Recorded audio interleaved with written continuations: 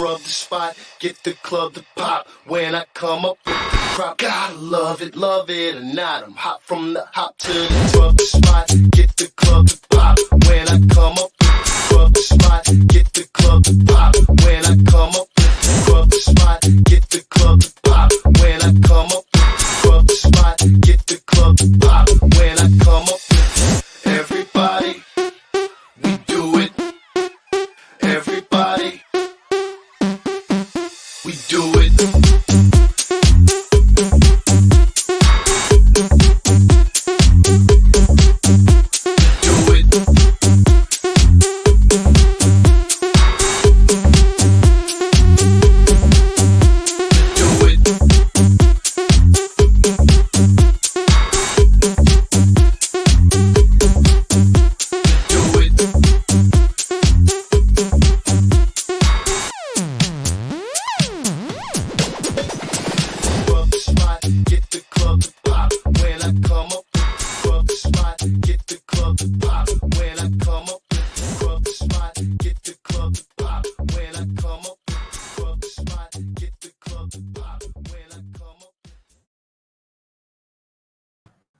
All right, you are now tuned into the coolest, going for a while now, the coolest reptile podcast in the world. And boy, do we have a very special in-person session going down tonight, because guess what? We are in Georgia. We are in beautiful Gainesville, Georgia. Dixieland. Dixie. Bro, it's beautiful out here. It is beautiful. I love it out here. Yeah. It's nuts. And I get why you love it. Especially check out tomorrow's vlog, because I kind of like recorded the whole scenic route, you know, the build up leading into, your driveway. Yeah. Which, by the way, there's another house that has like a similar gate to yours. Yeah. Not exactly yours, obviously. It's not as big though. Not have gate envy. That's what she said. But Justin, how you been, man? I feel like it's been a while, but never been a while, because I saw you at the last it Tinley, October. Yeah, we've had a blast today too, though, just chatting and last night. And it's been good. We don't have. Do we have anything left to talk about? Yeah, we have a shit. Are you kidding me? There's a list. Okay. This guy was in a cult, but we'll get there later. Python. So real quick, we have a lot to talk about tonight, because like I said, there's, a lot going on your side of the end, other than, with just your amazing clutches that you have going on this year, but the branding of Konova, the birth of Konova, which we'll get into. Yeah. But like, how do you feel so far at the end of 2021? Are you kind of decompressing and just like already game planning for 2022? Or, where are we at right now? Yeah, I'm still in the fog of 2021, I think, but I'm excited. I'm really excited about the future and where things are going. And the ball pythons these days for me aren't really giving me a break anymore. Right. They're just solid. You saw how many clutches we still have. We used to have really distinct seasons, and now it's like just always things hatching, always things pairing, always new stuff. And we don't have that winter lull anymore to look forward to, unfortunately. Right. I miss it. It's full on blown. Like it's all it's full time now. Now, before we get even further into things, I'm sorry I got so caught away, but this whole episode is brought to you and only possible because of one man and one man only, the champion Antoine Hood of High Desert Pythons. Do you know Antoine? I know him very well. Really? Too well. How do you know? What do you mean too well? Can you tell me more? Antoine's awesome. I've met a bunch of times, and he was actually part of. He came out to the VIP visit we had for our Patreon VIP members, and I got to know him even better. Awesome dude. Nice. When you were out, we were just talking about how infectious his personality is. It's really hard to hate the guy as much as you want to. He's just a very likable guy. You talk, you got you so. But it's because it's Antoine. Like, I'm nervous. You know what I mean? The guy's good looking, and he has a really nice bald head, and so many. He's got big muscles. He's about to be a black belt, which is pretty awesome. But more importantly, I could tell you right now, Antoine is somebody who had his hands in the ball python game over 10 years ago, and is now continuing that venture. You know what I mean? So definitely somebody who's putting in his work, and where he's at right now with his projects and where his mindset's at. He's one of your Patreon members. So, he's obviously keeping him. And he's one of my Patreon members too. Shout out to Antoine. But, I feel like you're building a community of people who are just so motivated to want to carry this torch that's been lit. Yeah, it's them. I'm like created the space, but man, it's been cool to see like all their interactions. And I think Antoine, what he struck me at when he came to my place is that he's got a lot of original ideas. He's telling me how he hated lace until he saw it. And like, I like that people aren't just like bandwagon people. That's a good thing. Because it's so easy to be a bandwagon. It is easy. It's easy to like somebody, like something else that everyone else has been liking. Right. But, you know, when you have something that no one even really knows about and you're kind of like the trendsetter, you know, like the wave creators, you know what I mean? Your own ideas and just go with it, right? You got to believe in, if you don't believe in yourself, I think that's the thing you see most when people don't have ideas. They don't have a lot of self-belief either, right? And that shows long term. So perfect intro into the branding here, because the idea of Konova was obviously something not, you know, thought of overnight. You were thinking of this brand change for quite a while, right? So can you tell us a little bit more about that? Yeah. So I never really wanted it to be Kobylka Reptiles ever, to be honest, because I started out as smoking around reptiles in college. That only lasted like 2 months before I got called out. Someone else had that name already, you know. And I spent like months trying to think of a good name.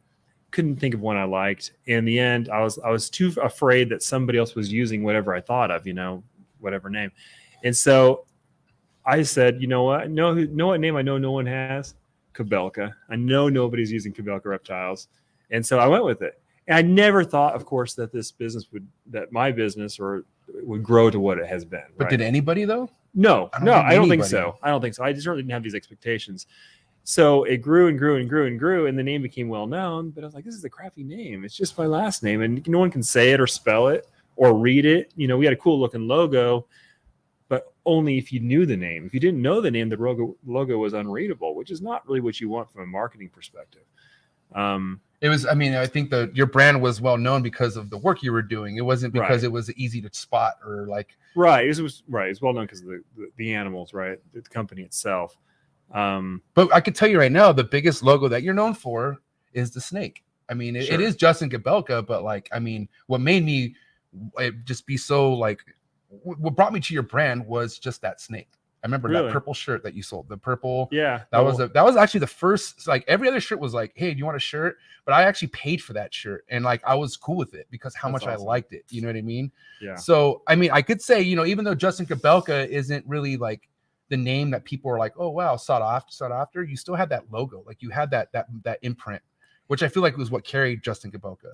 Yeah. We did a good job, I think, of just keeping that design and using it in a lot of places. So it became really, really well known, well recognized over time. But then, I started working with Blake Stewart, and these guys are talking about marketing and everything. And we talked a lot about, you know, how we want to be in the industry, you know, where we see it going, what our demographics are, et cetera, et cetera. And just talking to him, we really deal with a lot of new clients every year, a lot of new clients, a lot of old too, right? You know, and I feel like, you know, I want to be positioned for the future where as long as we're sitting here rethinking all the marketing, let's think the most complicated part, the part that is the biggest obstacle for people when they first meet me. They call me Jacob Elka. That's my first name, Jacob, last name Elka. Hey, Jacob Elka. A lot of people do not know how to pronounce the name right off the bat. Right. Or they call me Jay, you know. So I was like, you know, let's just take that stumbling block right out of there and start fresh. And I didn't know about this name because this one actually Blake and his team came up with.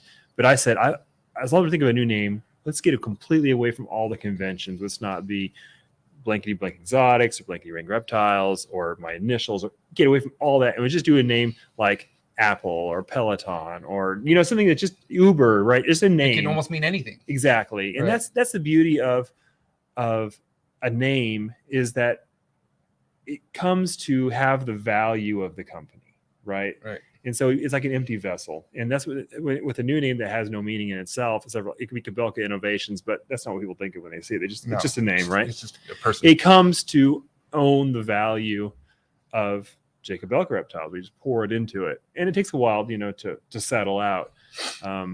But long term, it's the right decision. It was hard. It was hard to do. I had some emotional attachment, but it was the right decision. No, I mean, you got to understand too, because legitimately, how long ago was it when you thought about changing your name, like to where it wasn't just about you? A couple of years ago, you said. Yeah, a couple of years ago, I got pretty serious about it, especially as I started taking on more employees, and they started becoming a really big part of what I do. And that's definitely how it is now. They're a real strong part of what we do. And so I felt like, man, you know what? To expect them to have buy-in too, I don't want it to be all about me. I might be on the videos and stuff, but it needs to be about the company, about their part of it, and they can get some recognition that way too. And I feel like it's the right move for that reason, especially because I probably do, 20% of the work there. It's like, you see people who are in the contracting business, and you see the hands that build and the hands that write checks. Right. You know what I mean? Yeah. I'm pretty sure. My God, you're writing checks like a motherfucker. Have little snake bite scars, and yeah. What a rough life. Yeah. No, but okay. So with the brand change, I'm so curious because it hasn't been too long, right? I mean, how many months? Couple. We did months? Beginning of November. Yeah. So I mean, even though it hasn't been too long, the beginning of October. Yeah. How do you feel? Like, what's your gut instinct feel right now? I mean, are you still kind of like, fuck, I don't know. Like, a month ago, I was like, I felt like in a way I was scared that it was unnecessary. Like, what are you doing, Justin? You just got to, you didn't have to go and mess with what was working so well. Now I feel really good about it, but I think that it comes and goes. Right. My biggest concern, I think, as far as what could go wrong, would be just that the beauty of this reptile community is that it is a community, and it's a collection of individuals. And the last thing I wanted to do is for my company to be known as a company and not just me as a guy, right? Or my employees as people.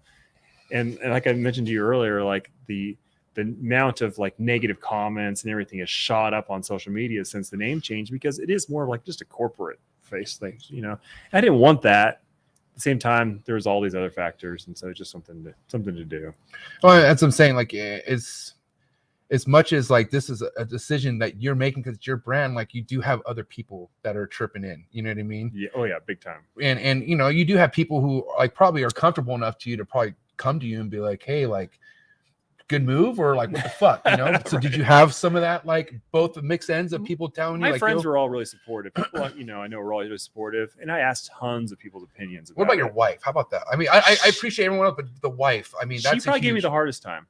Respect. Anybody. I mean, as she should. Yeah, I mean, because she saw me build this over so many years, and she takes a lot of pride in the what it's become for me. I think not for herself, but she would have just chose not to do it. I think, and I've had long talks with her about it. Most of the criticism comes from people I have no idea who they are. Right. Of course, it's kind of always the case. Right. Or it's a ghost account, or maybe it is somebody but you don't know. Right. Oh, exactly. Plenty of those out there. Exactly. I know that for sure. But the reality is, and this is what I keep coming back to, is if my name was Konova for the last 20 years, no one would suggest I change it to Kobylka. No one. Right. So that tells you everything you need to know right there. 100%. And the other part is that the more negative comments I get and positive comments, but that just means people care. The last thing you want to do is change your name, and everybody's like, okay, I don't care who you are, it doesn't matter, right? And so that to me, like it's all positive in that sense. People care. People get up in arms. They have emotional feelings about my business name. That means a lot to me. I appreciate that. I mean, you gotta understand too, like, hey, it's such a a couple sayings I hate is like, it is what it is. Cause I mean, sometimes they fucking, what are you gonna do? It is what it is, but haters make you famous, even though it sounds like, is that what you want? But really at the end of the day, the ones who are talking the most about you, out of your control, like, I mean, it's out of your control. You can't help it. People are going to talk about you, but if they're talking about you, that means you're doing something. Like that means you are moving and you're doing things that people either wish they could start doing. People wish they probably had the brain power to do. I'm not going to single anybody out, but I guarantee there's some self-name branded breeders out there who are like, holy fuck, maybe I could have done that. You know what I mean? So I wouldn't be surprised if you start seeing some brand changes here in the next year or so. Maybe so. I'm fucking mark my words on that shit. And that's just going to be kudos to you. Yeah. I'm telling you right now, because think about it. It's more than just you as far as breeders go, to where it's their name Reptiles or their name Exotics, right? And it's blown up bigger than they ever expected. Right. I'm talking about, dude, fucking mad money in this game. And it is what it is. People that don't like to talk about it are either not seeing it or they just don't want other people to get their hands in it. It's plain and simple. They're just, I don't know what it is, but it's blatantly out there. Shit, you know what's funny is, I mean, it's not funny, it's unfortunate, but the Ben Rennick, like the trial going on right now. Yeah, I've been absorbing it like crazy. But just hearing like these non-snake people like Court TV talk about our hobby as like a bougie boutique hobby, designer hobby, and they're like, there's so much money in this game, and like That's it's so out funny. there. Like the public fucking sees it. You know what I mean? But I know. and you know, to shed a light on that, I mean, they convicted fucking, you know. I know, but only second degree and Right. only 13. What was it? Say 13 to 16 years. They were saying today, and that's just to me. It doesn't feel like enough. I mean, I feel like it could have got way. I mean, it want could to have see been her worse. life. I Yeah. don't know. I just don't think it's right for her to walk away after her. He can never do anything again. And in 10 years, she'll be my age, probably ish. Yeah. She'll be free for the rest of her life, theoretically. That kills me inside. I'm just a think about huge, that. passionate believer in karma. And like, you know, Yeah. at the end of the day, if she's out, she has freedom. Well, based on the choices she's made in her life, It ain't not up gonna till change. now, Right. she's gonna have a crappy life no matter what. 100%. You know, but still, she doesn't deserve her freedom. She doesn't. And Ben was a great guy. And that's what I He's want an to talk awesome guy. about because I mean, you're somebody who was around during Ben Rennick's legacy, so you know what was happening with that guy with his snakes, you know, just as anyone else who was around that time. So, Yeah.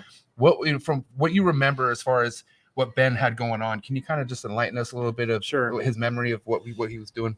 I wasn't his best friend, but I did get to see him a lot of different shows, and we had many multi-hour conversations and texting, and I sent him animals and he sent me animals, and what a genuine person. I think that's the biggest thing, is that he was exactly the way he was, and he's also the guy at snake shows that would like single a kid out and be like, "Hey, you want to hold the most expensive snake in my case? Here." You know what I'm saying? He was creating not, memories like that. He was the kind of person who was not at all stuck up.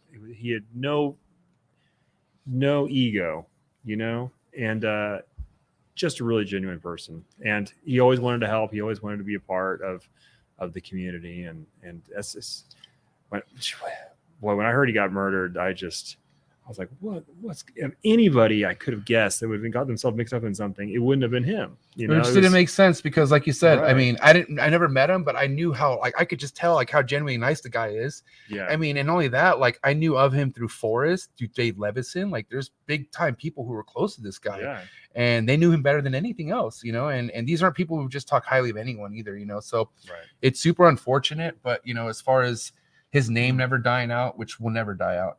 Ben Rennick will always forever live in this game because, I mean, no disrespect to you, but he would be right there with you. I feel like if he was around. No, but he was doing great stuff. Yeah. Now let me ask you this: back in that time frame, like let's say, because when Ben Rennick was really making things move with the projects, this was like pre-social media. Right, like 2015-ish or Before it is what it is now, that's for sure. Yeah, for sure. Before the big glow up, which what it is now, right? Yeah. But to kind of I want to know exactly back pre-social media glow where it is now. What were your biggest projects that you were banking on then, like, or something that was very important to you then? So Ben, actually, for me, it was the dreamsicles and the early clown combos. We were fortunate to make like the first fire clown. Firefly clown. What year was that? It would have been like 2000. I don't know. Actually, I'm not sure. Maybe 2012, 13, 14. I'm not sure how long it's been. I just remember that zone was where I remember what building I was in when I was talking to him and what we were making at the time. We were making the first leopard clowns, and then he made the first spot nose clown. Ben did. Wow. Yeah. What a legacy, because that has been, one of the big bedrocks of the clowns, right? He made the first spot nose clown, and he posted it on Facebook, and I was so inspired by that snake. Like, I saw that snake and I thought, that's a game changer. Like, I had not tried or thought about spot nose clowns at all, and that is a game changing animal. And I think most people, when they first saw it, they're like, oh, it's busy, because at the time everybody was trying to go with these super blade clowns. They were like clean, just a stripe down the back, and golden sides, I'm like, that is so different and so heavy patterned. That's like, just opens up another world. And at the time, I had just made leopard clowns, and so I went out that night, and I had a leopard spot nose. I went out that night that he showed that picture, and I put a clown with my leopard spot nose, adult female, that was about to ovulate, and we got leopard spot nose clowns from that, and then grew that up like crazy. I was so inspired by this snake. I was so inspired. We were like 12 months later, we had the first Batman on the ground right after the first clown was made. It's the first spot nose clown. So like he's like the guy, the godfather of the Batman, because it never would have happened, or not anytime soon, if it wasn't for Ben Rennick. You know what's crazy? It's like, I mean, you probably won't get this analogy, and like, I mean, Bay Area rap music, right? Like there was legends like Mac Dre. Mac Dre is my favorite rap artist. Okay. And he didn't get to fulfill everything he started, like his legacy. But E40 was able to take over that and start the hyphy movement. Hyphy movement is something that Mac Dre created. Either way, I look at you as like the E40 and Ben Rennick's Mac Dre. Yeah. I think some people get it out there, but it's the smarter people than me. Okay. I mean, now let me ask you this: with going on to today's date, right? One of the biggest things, I mean, we talked about this earlier, but times are changing, man, especially after having this podcast. I can't tell you, like with Forrest, remember I told you asked me yesterday, MJ, why did you start this podcast? And I told you because Forrest gave me the courage and he wanted to do a podcast. He just didn't want to set up the YouTube account. He didn't want to do all that shit, which is tedious. But I was so motivated to be a part of what Forrest wanted me to be a part of. I was like, I'll do everything. I'll create the logo. Like, I'll do it. And he's like, all right, if you do it, I'm there. Okay. And it was all awesome. But guess what? The guy fucking hated ball python breeders. He's like, dude, they fucking are painting a picture that's not real. Nobody really makes good money off ball pythons. That was Forrest. Huge believer of that. And I was just like, and he's like, bring Miguel on. We'll you know what? I know we'll bring Miguel on. And if Miguel's down to show numbers, we'll do it. And then sure enough, Miguel, Big Dog's ready with PayPal transactions. He's like, he's ready to go. No, he didn't. Awesome. No, we didn't do it. Like I told Forrest. Oh, he didn't do it. No, because Forrest didn't want. I was like, Miguel's down to do it. He's down to show numbers. No, well, he can inflate those. Like those numbers could come from anything. Like he has gyms, blah blah blah. And I'm like, Forrest, you just don't want to hear the facts. But I told you what led to Trap Talk with MJ is because I wanted to bring ball python breeders on because I have all these fucking chondro, emerald tree snob homies who are like, ball pythons, you could do cooler stuff. What I'm getting at is all these people giving me shit 2017, 2018. They're now coming to me asking, hey, MJ, if I were to, I don't know, dabble into the ball python game, I don't know, how would I go about that? But basically, they want to know how the fuck to get into the ball python game. It's funny. And honestly, it is funny. It's fucking hilarious, Justin. It's really funny. Yeah. But what's funny is I don't know what to tell him. I don't.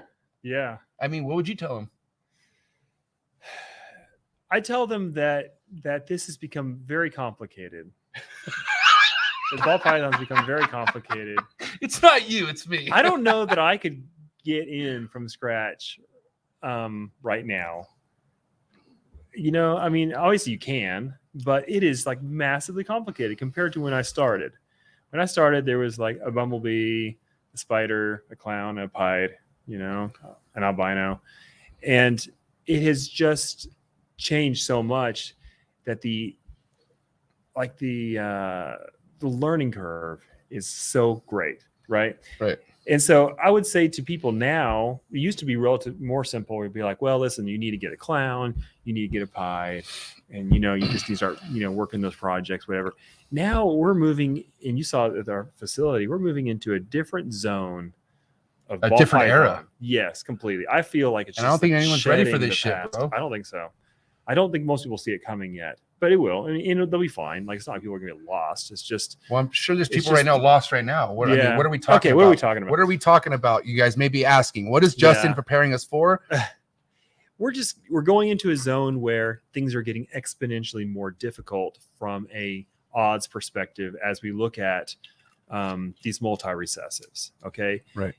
In the past, we've been like, okay, we got a recessive. Let's add some codoms to it. It takes a year or two to get the generation to add a new codom or to a new multi-combo, make a Batman, make a Pompeii, etc. Right. But then we're like, okay, well, let's make a Pompeii DG, which I was trying this year, and I almost hit it. You saw the one animal that was almost a Pompeii DG. It's incredible. I'm like, wow, that's incredible. But what we're seeing is like the velocity of combos is going to just be insane in the future because we're talking about let's do 4 recessives in one plus 5 codoms, and then how are we going to hit those 1 in 5/12 odds or 1 in 10/24 odds? We're going to have numbers, right? Once we get numbers, we're going to have to like go through those generations, and I think it's going to be hard for people to wrap their mind around. They have to have a collection of a certain size in order to hit numbers, right? Because it's math. In the end, it's math. We realistically, can't trick math. We can't shortcut math. At least for me, I'm like, okay, if I want to be a part of this or lead this charge, I have to completely retool. And I've spent the last 3 years literally retooling my collection to go where I think it's going to be, which is heavily complicated, heavily multi-recessive. And we're going to see combos that are going to blow our minds that we can't even imagine yet. Like I can't even imagine them. I just know I know they're out there. It's like you're going to a whole new galaxy of combos. And it's exciting, but it's also hard to predict. Well, I mean, because nobody can really predict it unless they've been doing it, you know what I mean? Or at least they kind of know, because if it's one thing, like, you have like the Miguels and JPs, like people come in this in a fairly early stage, but do pretty well right off the bat, right? Sure. But then they hit this, I mean, now we're hitting this whole nother era of breeding, which comes down to how much room do you have at your facility? In a way, you can't do it on a really small scale. No, right. You really can't. No. I mean, let's talk about what you have in the works right now. There's more than just a Konova facility happening as we speak. Yeah. We're actually building a second facility now. Huge. Drop a super chat for that. Let's go. Yeah, it's not as big as my current one, and it's never going to be like what mine is. So what we're doing essentially is we're looking at, okay, what's it going to take to get to these next generation of combos? And so for the last 3 years, I've been banking 3, 4, and 5 het girls, essentially. Right. Enough to eventually overcome those 5, 12 odds, 1, 10, 24 odds. And at doing that, we've had to bank a lot of girls that look normal, right? Or have a couple codons, whatever, etc. And in the process of that, we didn't build our building with a lot of extra space because we want a small collection. And so what we're doing now is just moving some of these projects that we have overflow into a second building. It's never going to be even double the production we have now, but it'll just be so we can continue to make some of the cool animals we make while we work on these other projects and start bringing them to fruition. I'm excited about it. I feel like, I don't know. I kind of lose words, but I'm just excited about where this industry is going. And I'm excited about, I feel the stability that we have now. I feel that it's all future potential. And I think like most of those naysayers who are saying, oh, ball pythons are going to go away in a few years, don't waste your money. They're telling me that. When I bought my first ball python, people were saying, don't waste your money on ball pythons. It's about over. 20 years ago. Fucking 20. And so guess what? It's not over. It's not over yet. We're just honestly getting started. I really believe that. It's the truth. I would be the first to say, guys, this is not, tone it down if I felt like that, but I don't. I mean, I feel like it's exciting. So yeah, I mean, that's what we're doing. There's always ways of toning certain things down, and you do got to admit, some people kind of get into this a little bit more ahead of themselves than they should, and that's easy too. This is exciting. Like when this got brought into my life, I was 1,000 miles per hour, but I also got hit with some reality shit that made me like calm down and slow it down, right? Mm-hmm. But if we're just specifically talking about pythons here, and we have somebody wanting to invest, it's easy to fucking invest the wrong way. Yeah, buy a bunch of males, buy a bunch of codoms. That's just not where the industry is going, right? And I think you can relate it to other. I'm always trying to relate ball pythons to other industries that we understand better, and that maybe this applies to us. And so I would look at it like the stock market. Like people think, oh, well, I'm going to get into the stock market. I'm going to buy a bunch of Tesla. Well, Tesla's great. It's steady. It's fine. But that's not really, if you're going to be a savvy investor, you're probably going to find better opportunities later. But you got to get in a little bit, right? Right. But you don't want to just start spending money willy-nilly until you get a little bit of a firm hold on, where you're going, until you understand it a little bit.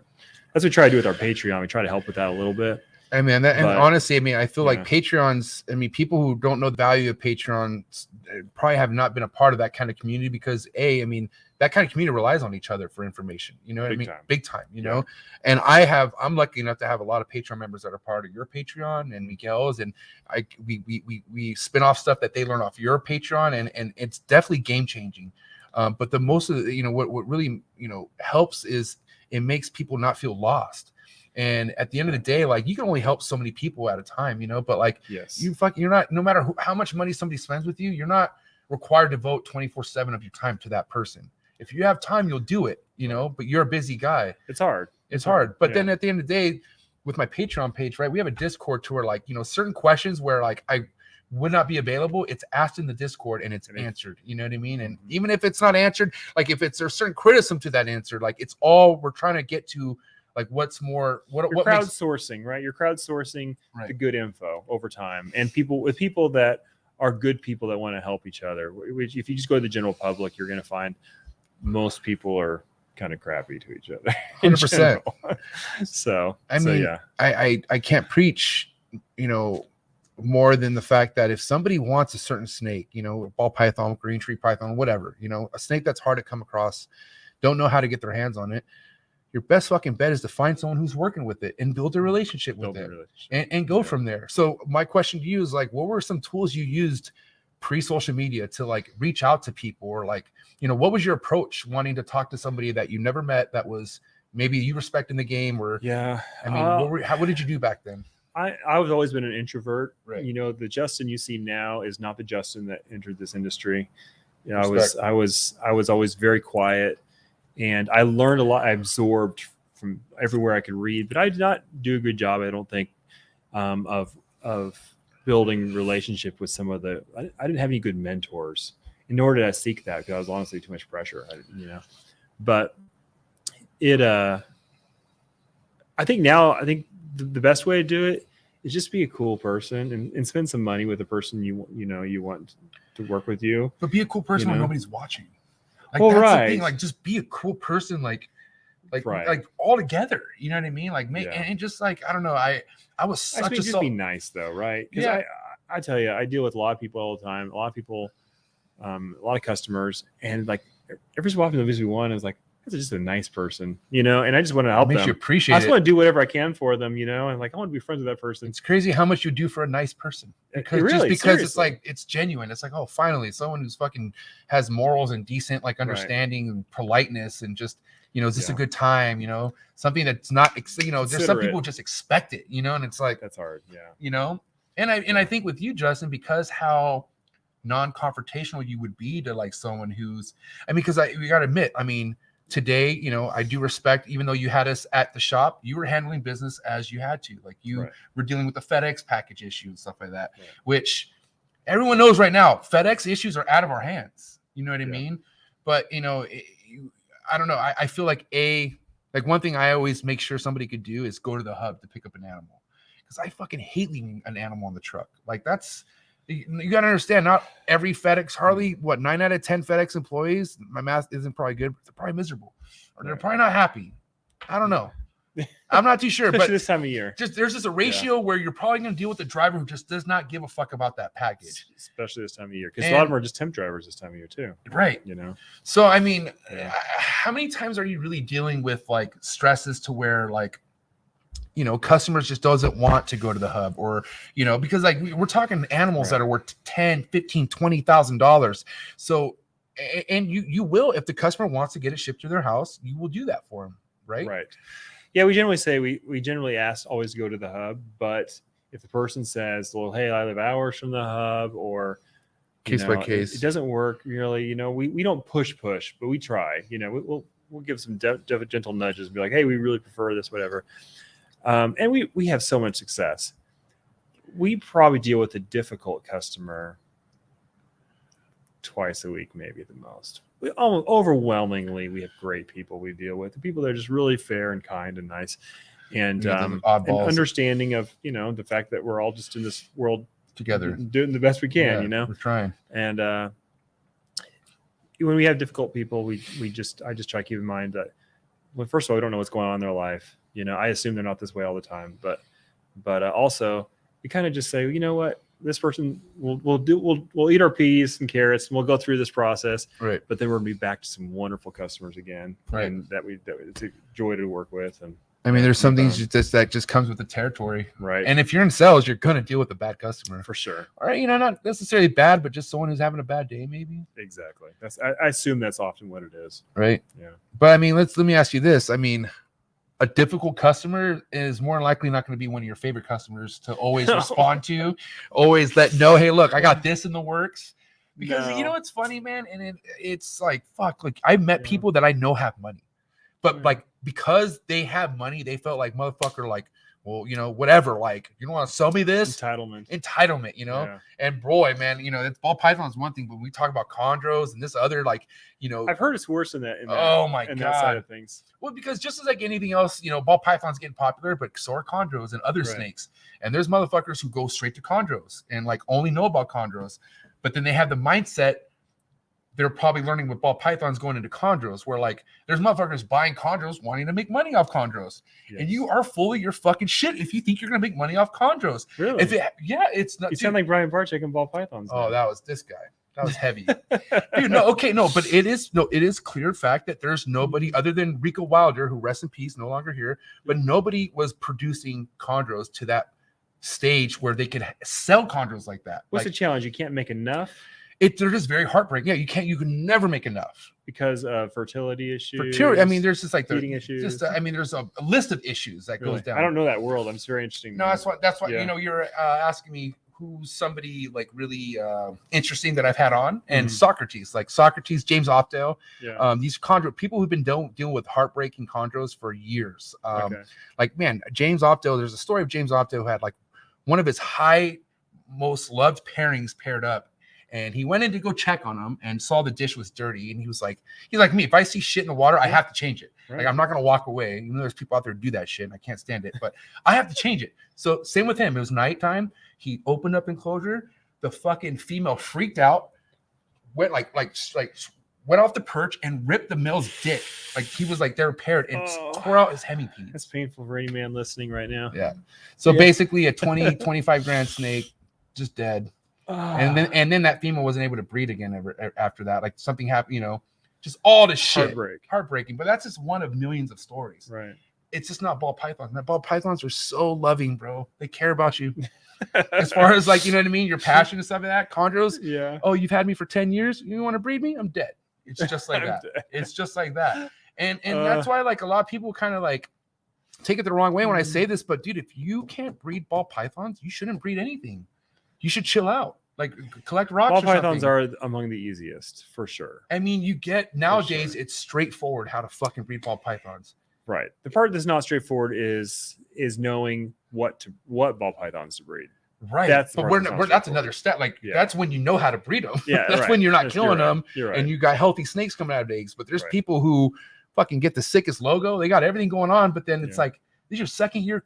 And you how do you have so many goddamn fucking deformities with your snakes? Like this can't be like. And there's this thing now where people they televise their losses. Their losses. Like it's time. Like, oh, this is it comes with it, you know. This good is for you being real, but at the same time, you are outing yourself as having probably made some very, very, very bad choices in your care that led to that moment, and it shows. Yeah, and I mean, I think it's just different. It's a different world. We kind of consider social media like our therapy now. Take our problems to social media and our highs and lows. Yeah, Troy, I'll do that for you for free. Oh yeah, let's we've been getting mad super chats. Thank you guys so much. I appreciate everyone who donates a super chat, because guess what? Every dime super chat wise that gets donated to the channel gets straight over to USARK, baby. So I appreciate all the donations. It's been like that, by the way. You're running. Not just for me. Yeah. But yeah, thank you guys so much for the super chats. Wait, did Troy have a question or was he being funny? I didn't read that. He wanted me to wear one of his fancy coats. Let's go back to the sponsor real quick. This is second plug right now. This episode is brought to you by High Desert. Matt Summers. Any fucking day. Here we go, Matt Summers. I paid this guy, just so you know. This is crazy. Here we go. Antoine Hood from High Desert Pythons. Make sure you go give him a follow on Instagram. That's the best picture we have of him right there on the left, on the bottom left. Right. Click on that picture. Luke Cage. Is that the Marvel? Yeah. This guy's so Luke Cagey. Look at him. Yeah, totally. What's he saying? I don't know. It's good to see him. In my next YouTube video. And then also make sure you go give Antoine a subscribe on his YouTube channel, because he's also plumbing out stuff on YouTube. How is your YouTube going right now? What's good? You've been consistent.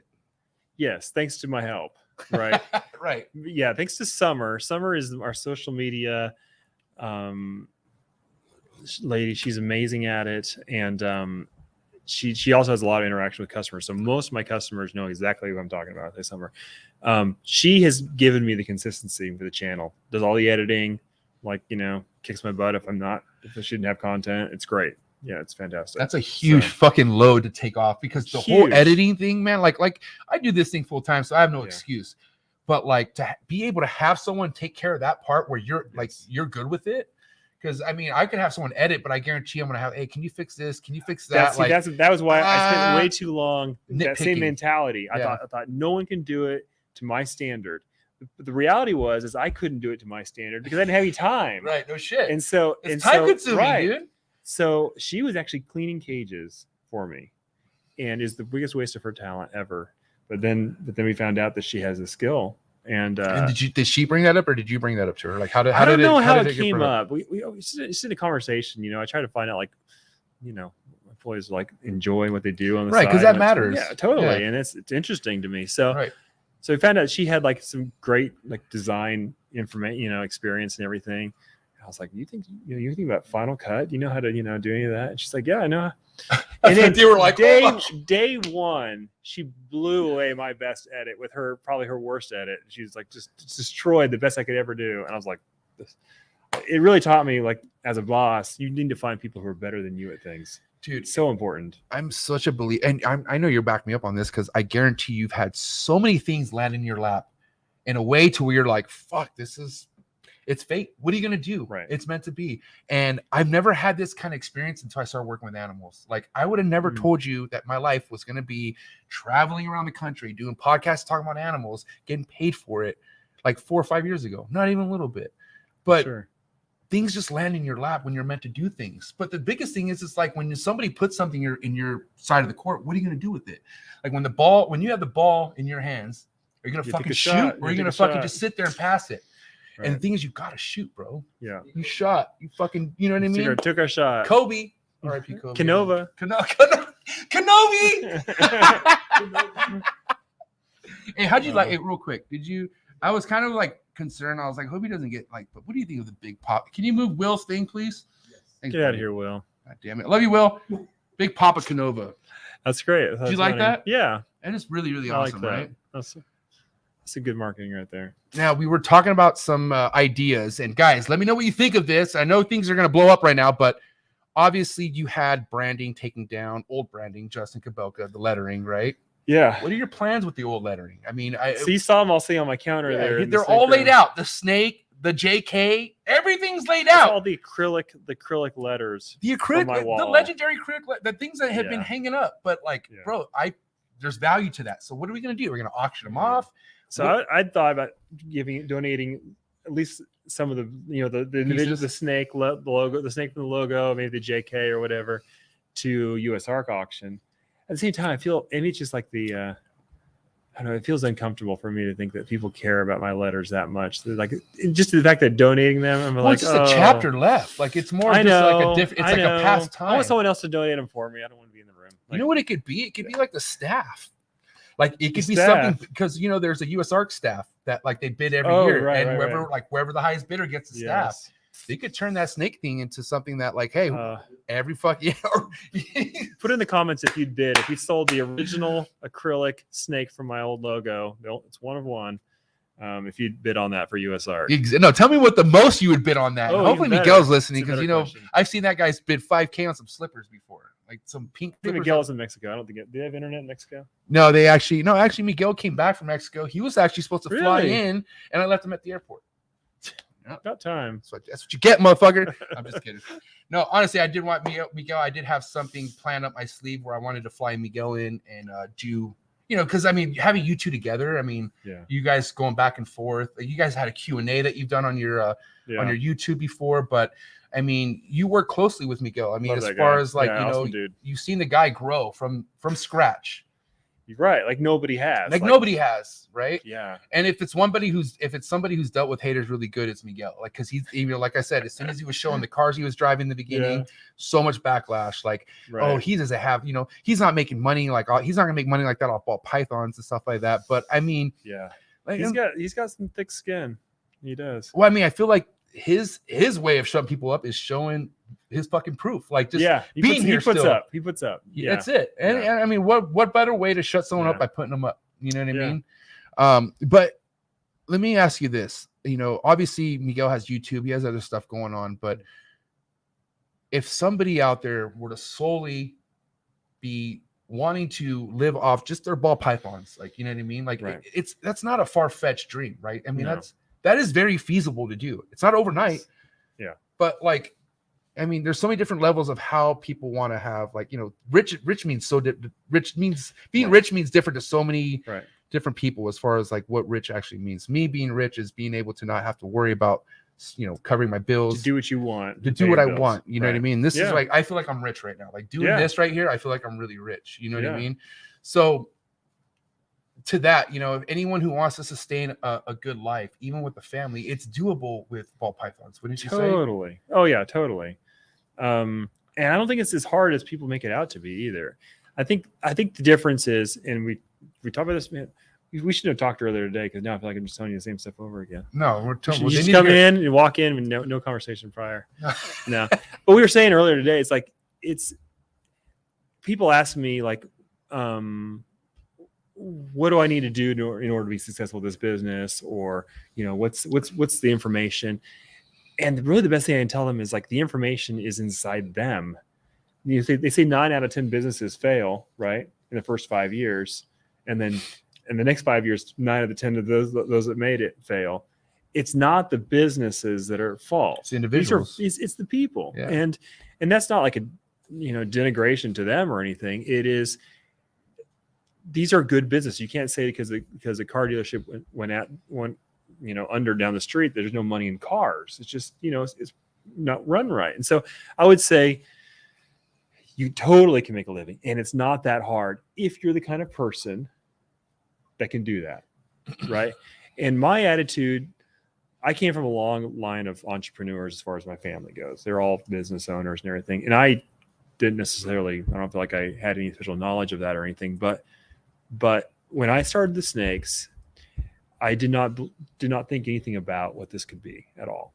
That was not really what it was about for me. My uncle had invested some money, and I wanted to make sure that he didn't lose his investment. That was really my only. So your uncle invested in the snakes for you? Yeah, that's the only way I got this started. I would never have been doing this otherwise. You didn't say that in the first episode we had. I don't know. That's epic. All right, huge. Yeah. Okay, so wait, was this college or you're in school? I was a junior in school, and I came home and I spent all my time at that time just reading Ralph Davis's blog. Wow. And his hatching record. I don't know if you is that too early? You're way too early for me. Yeah. I mean, I definitely know who Ralph Davis is, but I mean, give us a thumbs up in the comments if you remember Ralph Davis's hatching record and his what do you call it? Not a blog, but it was before we called things internet. blogs. His journals, basically. Journal. Yeah, his journal. Yeah. I lived vicariously through his projects, and that was he did a good job too of like selling the dream. Like he was just like a rock star. Right. And brash, and he was very, awesome out there guy. And he also had a podcast too, right? Didn't he have like a radio station back then, like for a while? I could have sworn he did. I don't know about the radio side of it, but he doing YouTube before almost anyway. Okay, right. And so I went home for a weekend, and I went to my uncle's house, and I was like, listen, I want to be a ball python breeder. It's just what I want to do. I couldn't think of anything else. I couldn't talk about anything else. All I did talk about ball pythons and how recessives work, and have you breed a head to a head, you get a visual, and it's your uncle, you would talk like this to your uncle? Yes, because that's all. I was just learning it, and I was just like a broken record, right? All you would talk about. All I would talk about, literally. And in my classes, I was in marketing degree, so I was building websites. I was building snake websites. I was writing reports. I was writing reports about snakes. For biology, I was doing snake genetics. I was like obsessed. And you lived in Africa too. I lived in Africa prior to this. Right. Yeah. So it was my uncle, being a smart man. He's like, you got to invest in people, right? It's really what you do when you give somebody money. You're investing in the person. And I think he saw in me somebody who was so obsessed that I couldn't fail. Like literally, I was that obsessed. And when he gave me that money, it lit a fire under my butt, because suddenly I was responsible to him. I was responsible to my family. And that changed you. I wasn't going to fail. I wasn't going to fail. And so then my objective was, how do I pay him back? Right. How do I pay him back? That was the mission. how do I make as much money as possible with this just to pay him back, you know? And then I didn't think about making more money than you just want to pay him back, right? Just to be in good standing, right? And all I knew, people were telling me this business is going to crash. This business is going to fail. You better not pay any money. You better get out. Yada yada. I'm thinking, I got to pay this guy back, you know? So I was just like, how much did he give you? 75,000. Damn. Yeah. Not all at once, but but over the course of about 2 years, you know, he bought animals, and he bought an adult clown, adult lavender, and a baby pied. So he paid you a portion when you threw that 75. Mm-hmm. Okay. He bought individual animals for me. So that's what you're doing with that money. You bought animals with it. Right. Okay. Yeah. And you're investing in the females with it first. Like, so were you building females and then buying males, or like what were you? Females across the board. And we got lucky because we didn't even know why we were doing that. Females were cheaper at the time. So you were just buying them just because you could. Right. Most people do the opposite. But at the time, females were cheaper, and we just didn't know what we were doing. We bought females, which is the smartest possible thing. And like a lot of hets, normals, or what were you buying? We were buying mostly recessives, and he had this brilliant idea, and I give him a lot of credit for this. Is he said, "Just I'm not going to buy any animals that I don't think are amazing," and so we were buying like lavenders, pieds, and clowns. Beautiful animals, you know, beautiful animals. And I'd come to him and be like, hey, we have this really cool animal. They call it a yellow belly. And he goes, looks like a normal. I'm not buying it, you know? Or I'd say like, okay, so this is a fire. If you breed to another fire, you make super fires. And white snake is the holy grail about pythons. We were crazy about white snakes back then. Yeah. It's $100,000 for a pair of fires. And he goes, they look like normals, not buying them. That was the smartest thing he ever could have done. Right. Smartest thing. We would have, who knows if we ever would have made it. Yeah. Right. Because it's you're buying these recessives at their peaks and hoping they stay there. Right. It's a hardcore game to make that work. Right. We were like buying mutual funds, and everybody else was buying penny stocks. You know what I'm saying? These long-term projects. And I don't know how we got started on this story, but anyhow, yeah, it's at the time when I started realizing like this is working, I decided like at one point like a lot of businesses fail because the person at the top, the person who started the business, isn't able to be the person that the business needs, right? Because you got to make the hard decisions, you make the tough calls, you got to make the strategic, you know, things. You got to hire the right people, fire the right people, et cetera, et cetera. And I just decided at that point, like this is my shot. Right. You know, I didn't have a high-paying job or anything. Like I was like, if it's gonna work, then I'm gonna have to become the person that I need to be in order to make this work.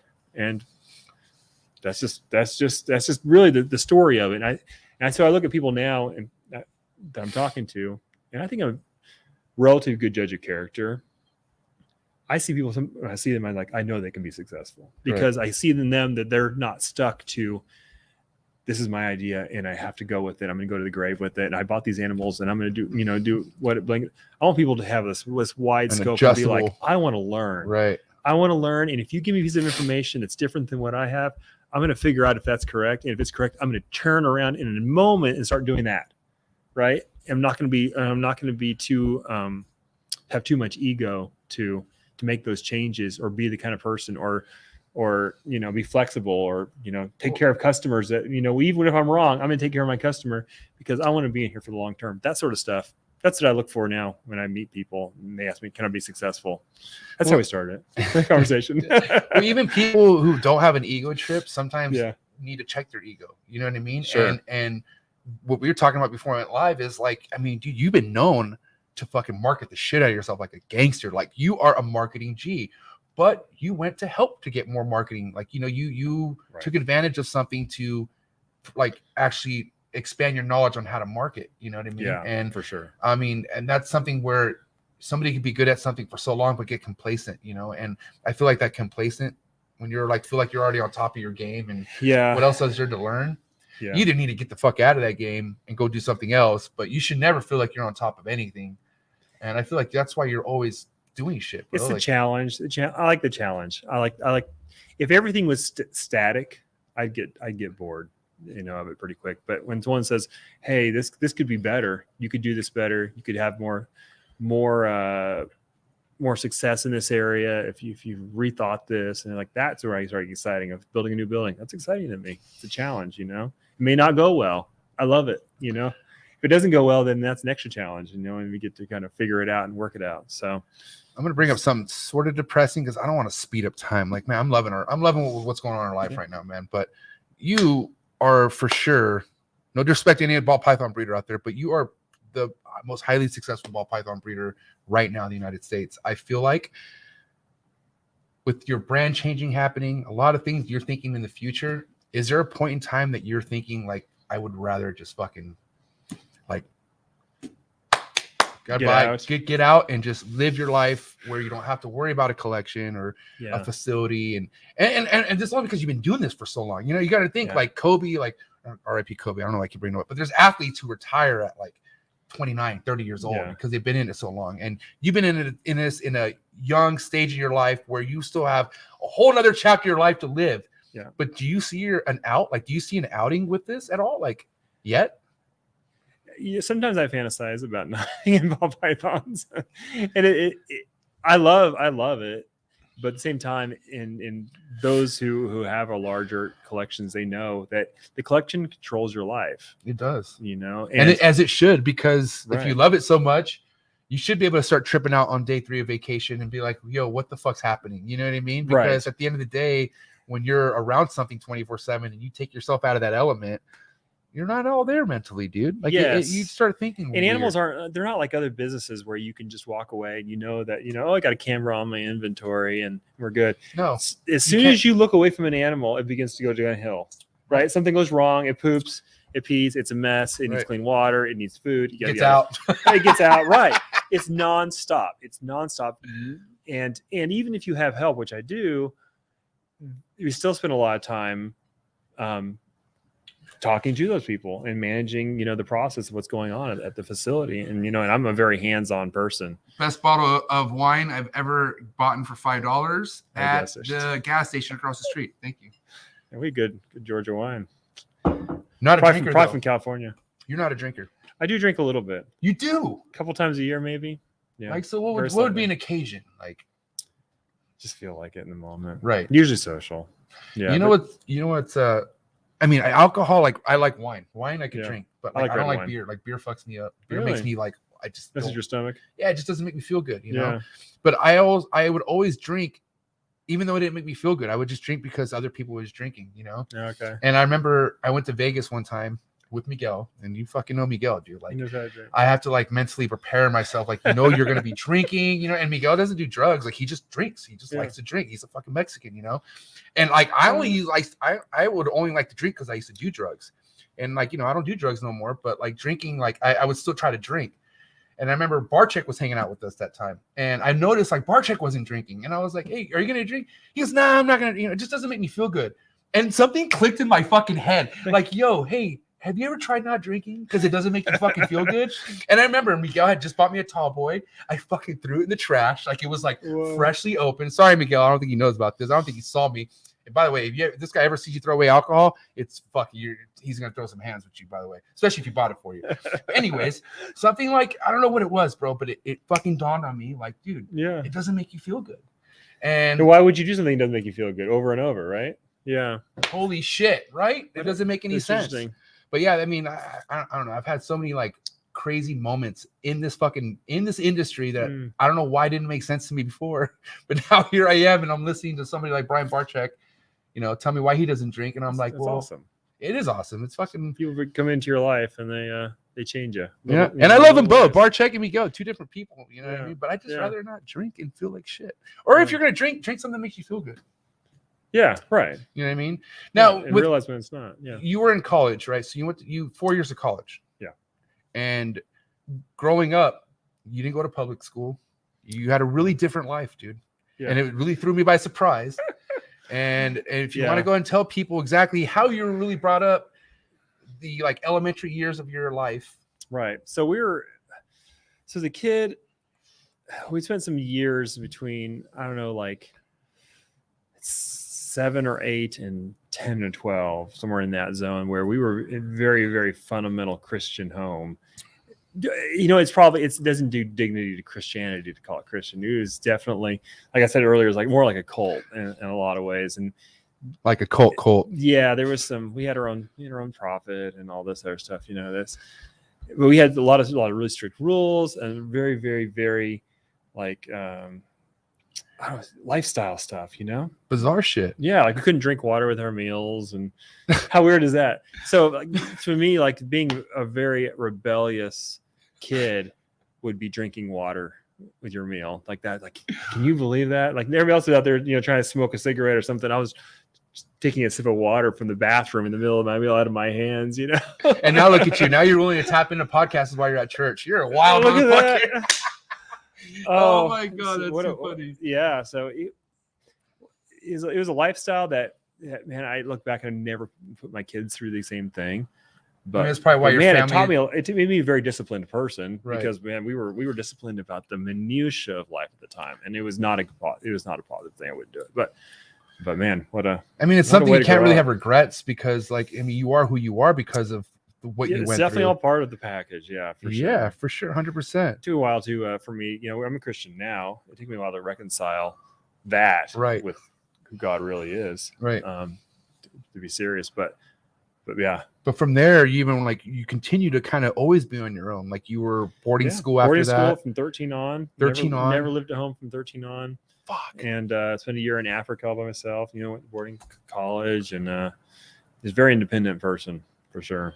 Now, you think that has a lot of your success has to do with you being so independent at such a young age, you would think, right? Because you understand, what you were doing at your age, a lot of motherfuckers were partying their lives away. Like it's just not the same mindset, and I was very serious, probably overly serious, very serious kid. And my wife says that I was an old man when she married me. And I'm like Benjamin Button. I get younger every year. Yeah. I started to loosen up, You know who he reminds me of? Stephen Cush. Bro, really? You are literally a Stephen Cush. Really? Yes.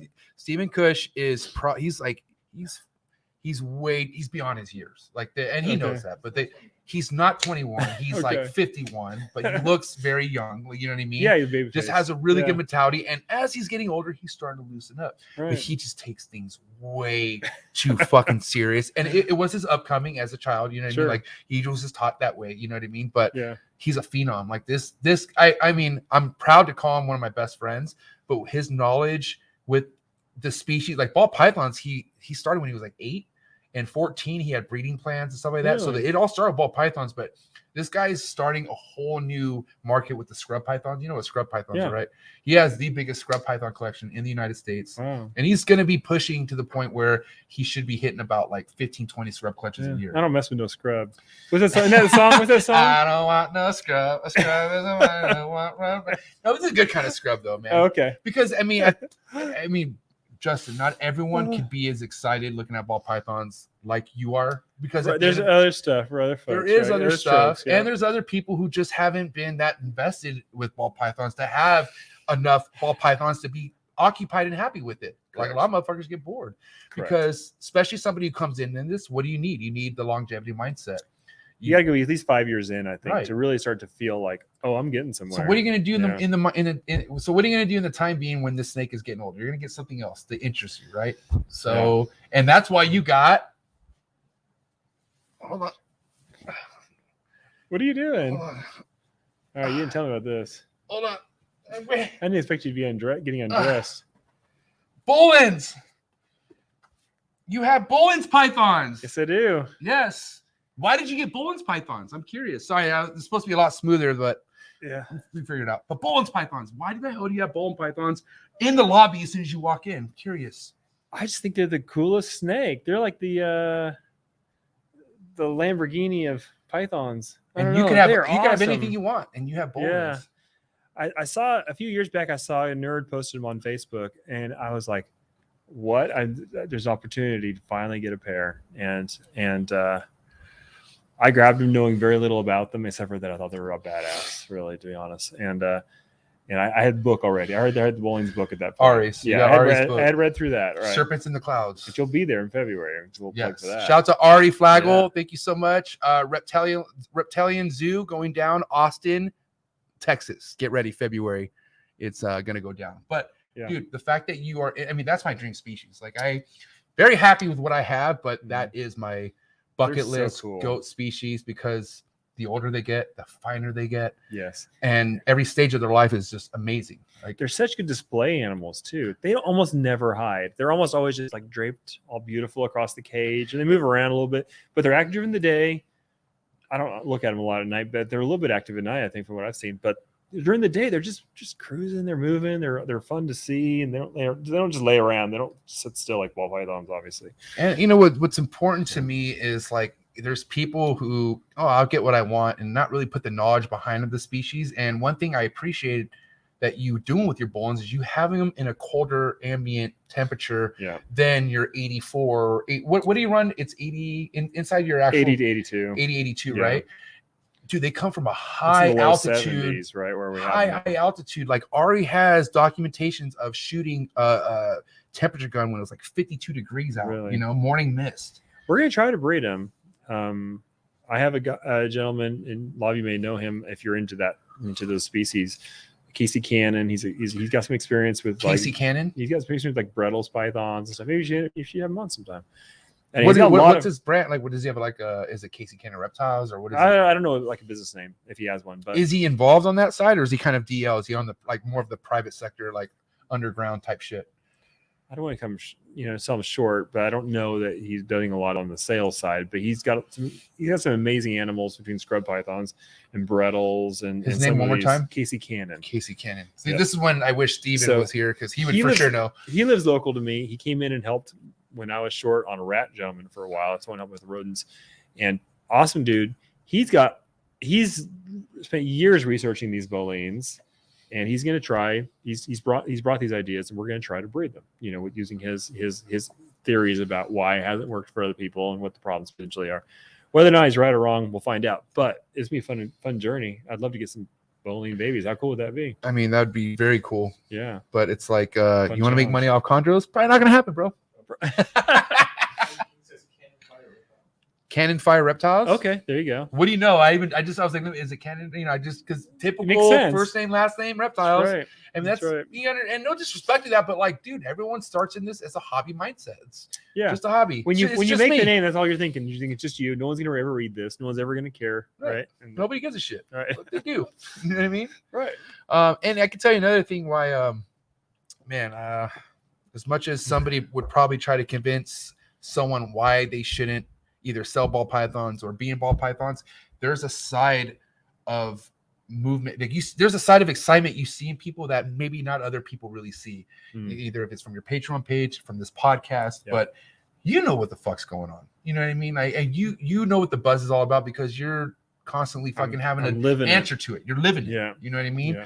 But I mean, with like the reality, right? Like if it's one thing, shout out to Jeremy from Brassman Reptiles, Jeremy from Nerd, old man from Nerd, right? Yeah. This guy's really on top of his, he works really close to USARK.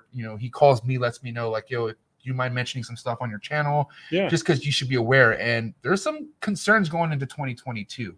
There's no specifics or anything like that, but like, do you ever, as big as what you have going on with the ball pythons, is there ever that like, fuck, like what if moment? Like, could ball pythons really potentially be banned? Like on Lysiac or whatever. Yes, eventually. Like ball pythons. Yeah. I mean, obviously we have venomous, we have retics that are really fucking up the game for everyone else, but ball pythons though.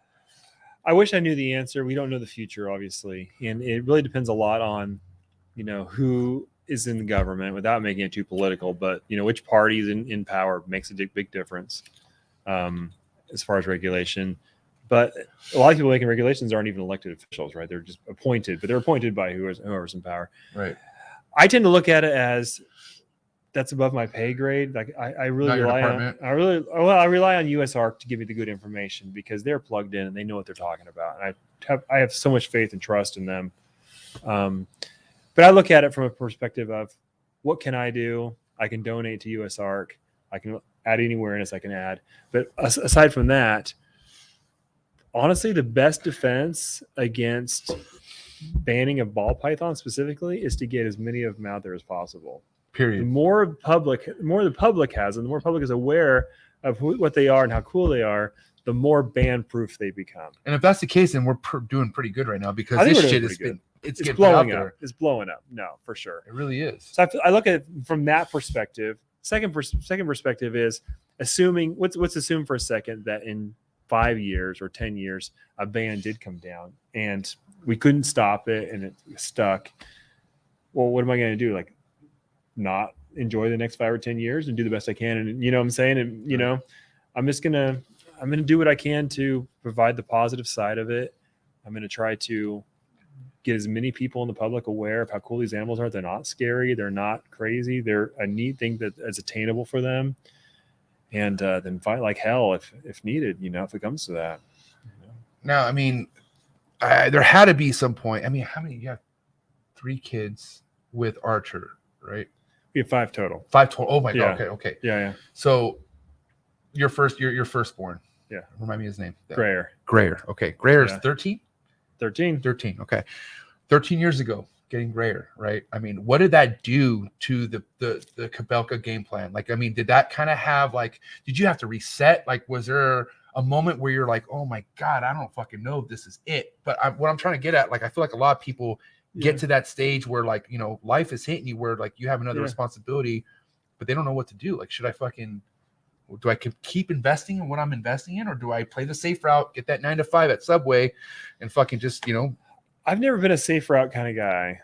You know, it hit me, and hopefully this resonates with some people. I know some of you come from really good jobs or backgrounds and everything, but I did not come from any money or anything like that. Like I said, my uncle invested in the snakes, but I didn't see any profits for myself for many years as I was paying him back and everything.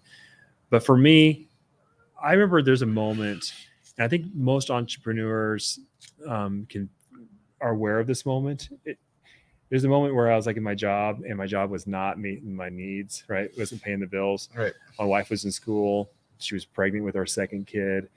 And I'm like, what am I doing with my life? You know, like, what's going on here? Like, and I'm like, well, what are my options? Because I think that is, if I have any superpower, it's seeing the future. And it's not really seeing the future. All it is like projecting what's happening now. Right. If nothing changes, what's going to be like? Do I like that? Well, then something better change now if I don't like that, right? You're in control. Right. That's how I try to look at it. And what I was seeing at that point was a lifetime of being just at the mercy of a boss.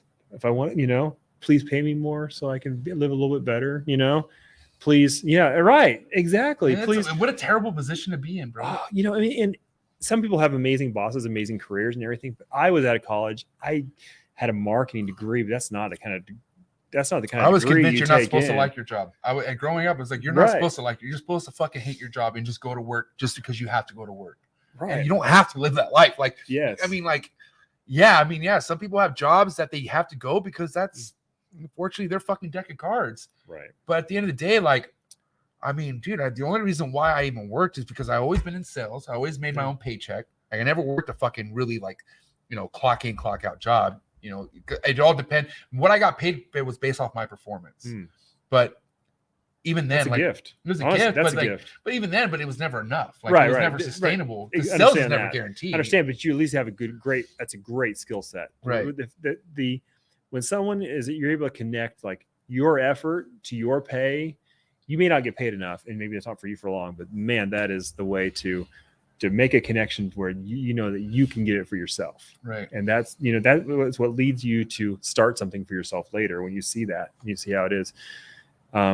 It came to me at one point, I was just like, well, either I'm going to be just in this rat race forever. Hold on. How many likes we at right now? Let's check that. At least 3, right? You better be over 100 likes right now, at least. Guys, look, all due respect, MJ's going to be nice right now. Let's get the likes up for my man, Justin, right now, because I will literally take this to Patreon page immediately. Thank you. Was that nice? That was nice. Saying I snap. Because, listen, Justin, it's a free fucking feature to like something. And like it's the least they can do. It's hard work. Like I'm not saying, I'm just saying like a YouTube video, a vlog. Like my man Matt Summers, you know, like he's going through the ringer. When did you start your YouTube channel? A year ago? Just shy under? And how many subs you at? 108, right?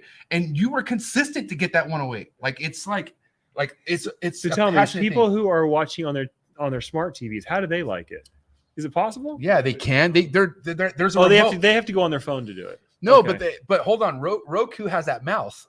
Yeah, wait, hold on. Really? Can you do it? There's certain mouses where you could go and just fucking you could physically like it. I'm pretty sure on Apple TV you could physically like it. Either way, you could. Here's the thing with this. Okay, listen. At the end of the day, YouTube has control of a lot with what we put out. Right. So what they do is they make shit to where like, all right, do certain things and we'll make you relevant to the fucking algorithm, right? Yeah. So if you hit the like button, YouTube makes us relevant. That means a lot of people who didn't catch this episode will catch this episode and whatnot. It's just, and I'm not saying just with this episode, I'm talking about for Kobylka's vlogs, Miguel's vlogs, Matt Summers' vlogs. Just hit a fucking like button. It's free. It doesn't cost anything. And what's crazy, you want to know the best thing that YouTube's ever done? And this probably pisses a lot of Boss Smiths off. They got rid of the dislike button. Yes, I saw that. What if I guarantee? Or it doesn't show. It doesn't show the dislikes. But then how many people are disliking if they can't show? Motherfuckers dislike so they could be that one little dickhead with the fucking thumbs down and be like, now think about it. You know what I love about the dislike button is the fact that when I put a video out, okay, I'd get like 3 or 4 dislikes in the first 10 minutes. And then get like 2 over the next 24 hours. Right. You know what that meant? The haters would be the first to see it. Oh, 100%. I love that. I'm like, you know, they're like, oh, click that button. Yeah. I hate this guy. Yeah. I was like, that's just beautiful to me. I felt better. God bless them, but yeah. I felt better knowing that they're the ones that are most obsessed. My God. That was cool. And honestly, that's the best way to wrap your mind around these people's dislikes or comments, whatever the fuck. Like that's their deal. You know what I mean? Right. And they're the one right there waiting for it. They're just right there waiting for it. I wish everybody like hated me that much. Think how awesome the views would be. Now, was there ever a time where, like, you know, one thing that bugs me is I can't get Barczyk out to shows yet. You know, like it's gonna happen, but like he's had so many fucked up experiences going to shows where he'd just rather not put himself in that position anymore. But did you ever experience any kind of fucking weirdism with like people approaching you at shows? There was one time. It's actually in Pomona. Go figure. This guy came up to me and he's like, "Can I interview you? Can I interview you?" I was just trying to go to the bathroom, and fuck, you sick bastard. And then he didn't even turn on his camera the entire time. Dude, I'm literally thinking, who's this fucking idiot? He's talking about me, by the way, just so you know. Justin, just so you know, like that was really heartbreaking. Like I didn't know I would ever have a chance to do that ever again. And what's crazy is I played it off like, oh, we'll do it again sometime. But literally, I cried myself to sleep that night. I was fucking pissed. And here you are in Georgia. Here I am next to you. All these years later. Is the camera on? Okay, because you got to admit, bro, you literally stopped. I stopped you in your tracks to go take a piss. And you gave me like, we talked for like 10 minutes. Yeah, like it was going on. Like I was like, dude, this is it. All the interviews I had, like I thought Miguel was going to be the one. Shoot to fame after this one interview. Fucking 50 subscribers after this one. But dude, I'll never forget hitting the clink, like because there's a sound that makes when you hit record and a sound that makes when you hit stop. So when you hit the stop button, you heard the clink. I heard, yes, and I'm like, wait a minit, and you're already all right, man. Thank you. And I looked and I was like, it's recording now. Oh my God! I was like, Justin, what? And you're like, oh, dude. I'm like, bro, you don't embarrass yourself. It is what it is. Fucking keep it moving, dude. You fucked that up. But you're nice enough to be like, hey, we'll do it again. And sure enough, here we are. But this is why I say you have to fucking go to shows. Dude, it's so important to go to shows. Like Justin, as big as he is, he'll always remember because of that fucking moment. Yeah. It's true. That's why I still do them. There's so many reasons not to do them, I think, nowadays, because at least from a financial point of view, there's no reason to they sell just as well on the internet, right? But I feel these days I feel like a responsibility to the community to go out there and support the community with my presence of, being there, being a part, not being too big or, whatever. I want to be there or too good. Show the animals right and talk to people face to face, and regardless of how much it costs or whether or not it's financially worthwhile, whatever. Like I feel like that's why I can never stop for that reason alone. But to be honest, man, I mean, you really to travel all the way to the West Coast for a show. That's a lot of commitment, bro. That is. Now, I don't know if I told you this, but on the way home, I shipped all my animals back via FedEx. Right.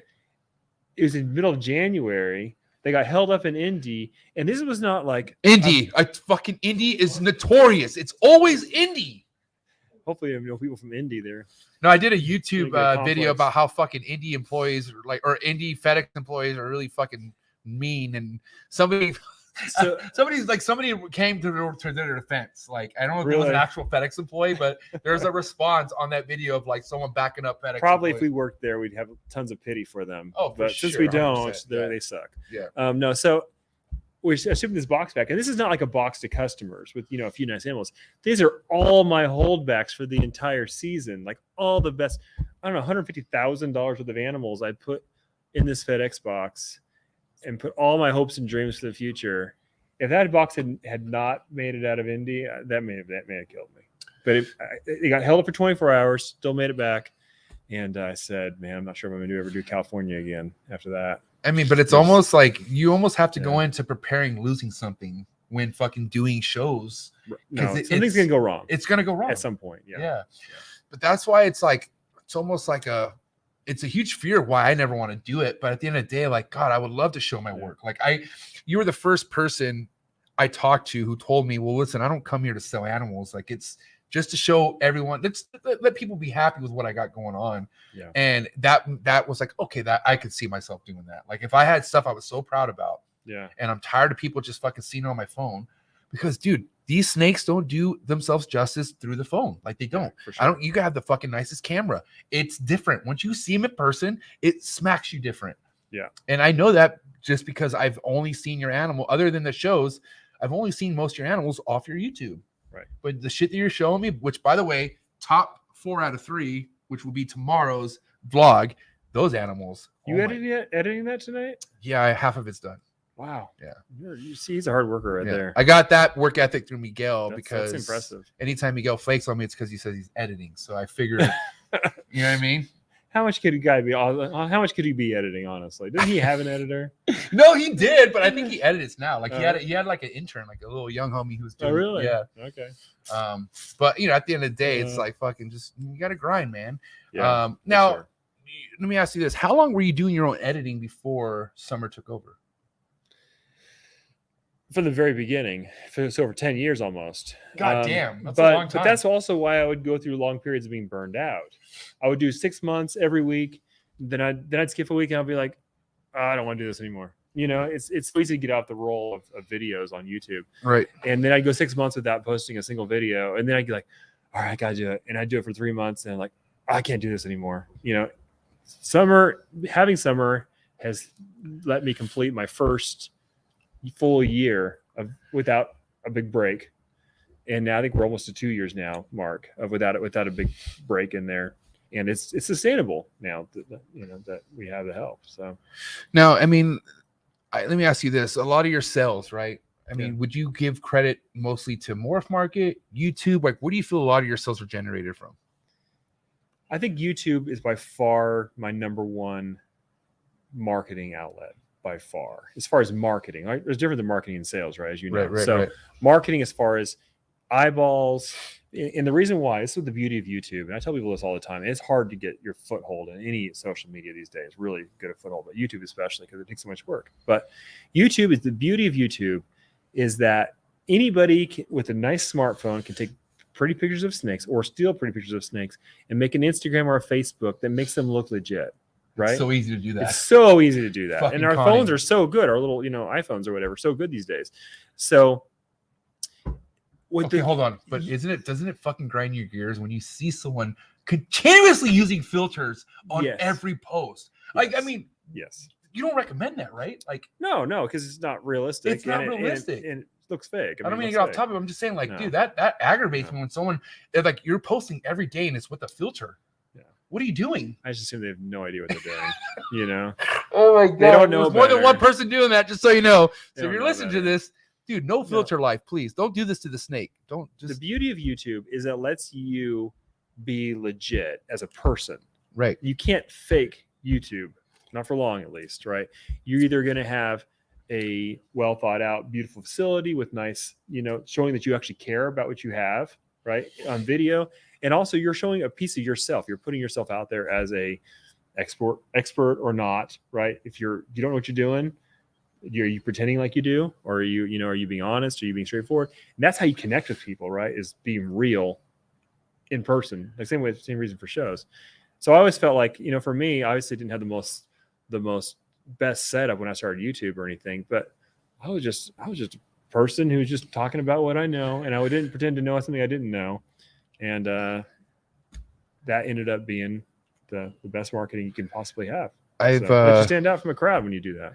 I think we talked about this last night at dinner, and your comedy stand that you did was like so outlandish. Like I was not ready for it, but I understood it because how much I've seen you change from your beginning YouTube days to the way you present yourself now, which is just casual fucking Justin.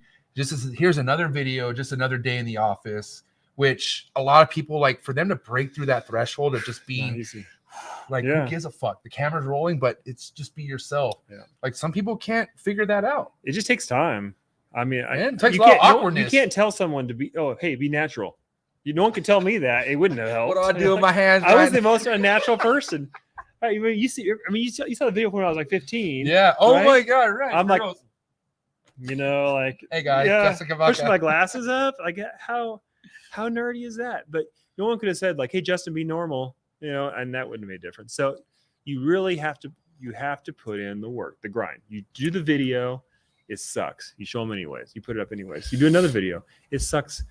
1% less. You put it up anyways, and you just do it right. That's part of being who you need to be. Like I said, you got to be the person you got to be to win. And that means you got to do things that are uncomfortable and just do it over and over till it's okay. You got to learn how to love the grind, bro. Like the grunt work, you got to be okay with. Yeah. Because if you're not doing stuff that makes you feel uncomfortable, are you really growing? Like, are you really fucking like moving shit? You know what I mean? Sure. And the thing is, like, if you're not growing, you're not living. Right. Like you're literally stalemate. You got a roof over your head. You know what I mean? And that's fine. Like some people are comfortable with that. Yeah. But like, entrepreneurs, you know what I mean? Which it's not easy to call yourself an entrepreneur. I mean, you could label yourself one on Instagram. Pretty easy to do that. But to have someone that, even have a wife who believes in you and just somebody to really fucking bank in on you. Yeah.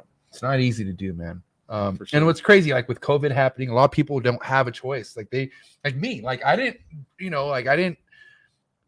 was in the gym industry, and the fucking gym industry went to shit. You know what I mean? At the time. And then I went to a retail center that ended up closing down. I was a general manager of Office Depot, right? Really? Yes. Dunder Mifflin. I know all that paper. Yeah. Fucking that's not funny. No, but my whole life, right? I was all about let me write my own check, and then COVID happened, and then I lose and then the gym shit goes down, and then I'm like, now I'm in that position where I need a 9-to-5 salary. Right. And Office Depot came along, and that was the most miserable job I ever had, dude. It was really, really miserable because I went from caring about myself, writing my own paycheck, to having to take care of 20 employees who make minimum wage. Mm-hmm. How do you motivate those kind of people? And people could do that. Like there's people out there who could do that. Me, I broke down. You knew a different way. That's why that sales thing was so valuable to you. Right. You knew a different way. Right. And you couldn't go back, Right. Once you've tasted it, you can't go back. That's for sure. Once you taste exactly. And at the end of the day, it's like it goes back to just things landing in your fucking lap and doing something with it, and I'm at this point in my life where like opportunities is all I look for, man. Like because they're out there. Is it the harder you work, the luckier you get? The harder you work, the luckier you get? Yeah. I never heard of that. Oh, yeah. It's like the thing. Oh, that's true, because the more work you put in, the more it's because you're actually looking. You're putting yourself into the game. Yep. And every so often the ball bounces to you. And then you shoot it. And you know what? If you're not in the game, then you're not making any shots, right? So I mean, if it's one thing where I have people with like 30,000-40,000 Instagram followers asking me like, hey, how are you so close to like fucking Miguel? How are you so close to Kobylka? Like, how are you close to these people? You put yourself out there. Like, you have to fucking. You expect these people to come to you when there's everyone going to them. Like, it's not gonna work like that. You know what I mean? Yeah. And I the whole being a breeder, living in the basement, fucking not showing your face, that's gone. Like, I mean, unless you don't want to ever make money, being that fucking that miserable fuck in a basement, never putting themselves out there, dude, that's a fucking Christmas past right there, dude. Yeah, it's a different world. But it's a different world. Yeah. And a lot of this shit's becoming more noticeable, and these people are almost forced to have to put themselves out there. Mm-hmm. And I give it to them, man. When I see all these Facebook people coming to Instagram, because they get it. They know that Instagram is the move right now. Yeah. If it's one thing, and not to give away maybe I'll switch it up, but my always last hot seat question is, if you were to get rid of one platform forever, and I mean forever, is it Facebook or Instagram? Facebook. 100%. 1,000%. Facebook is not the future. Close.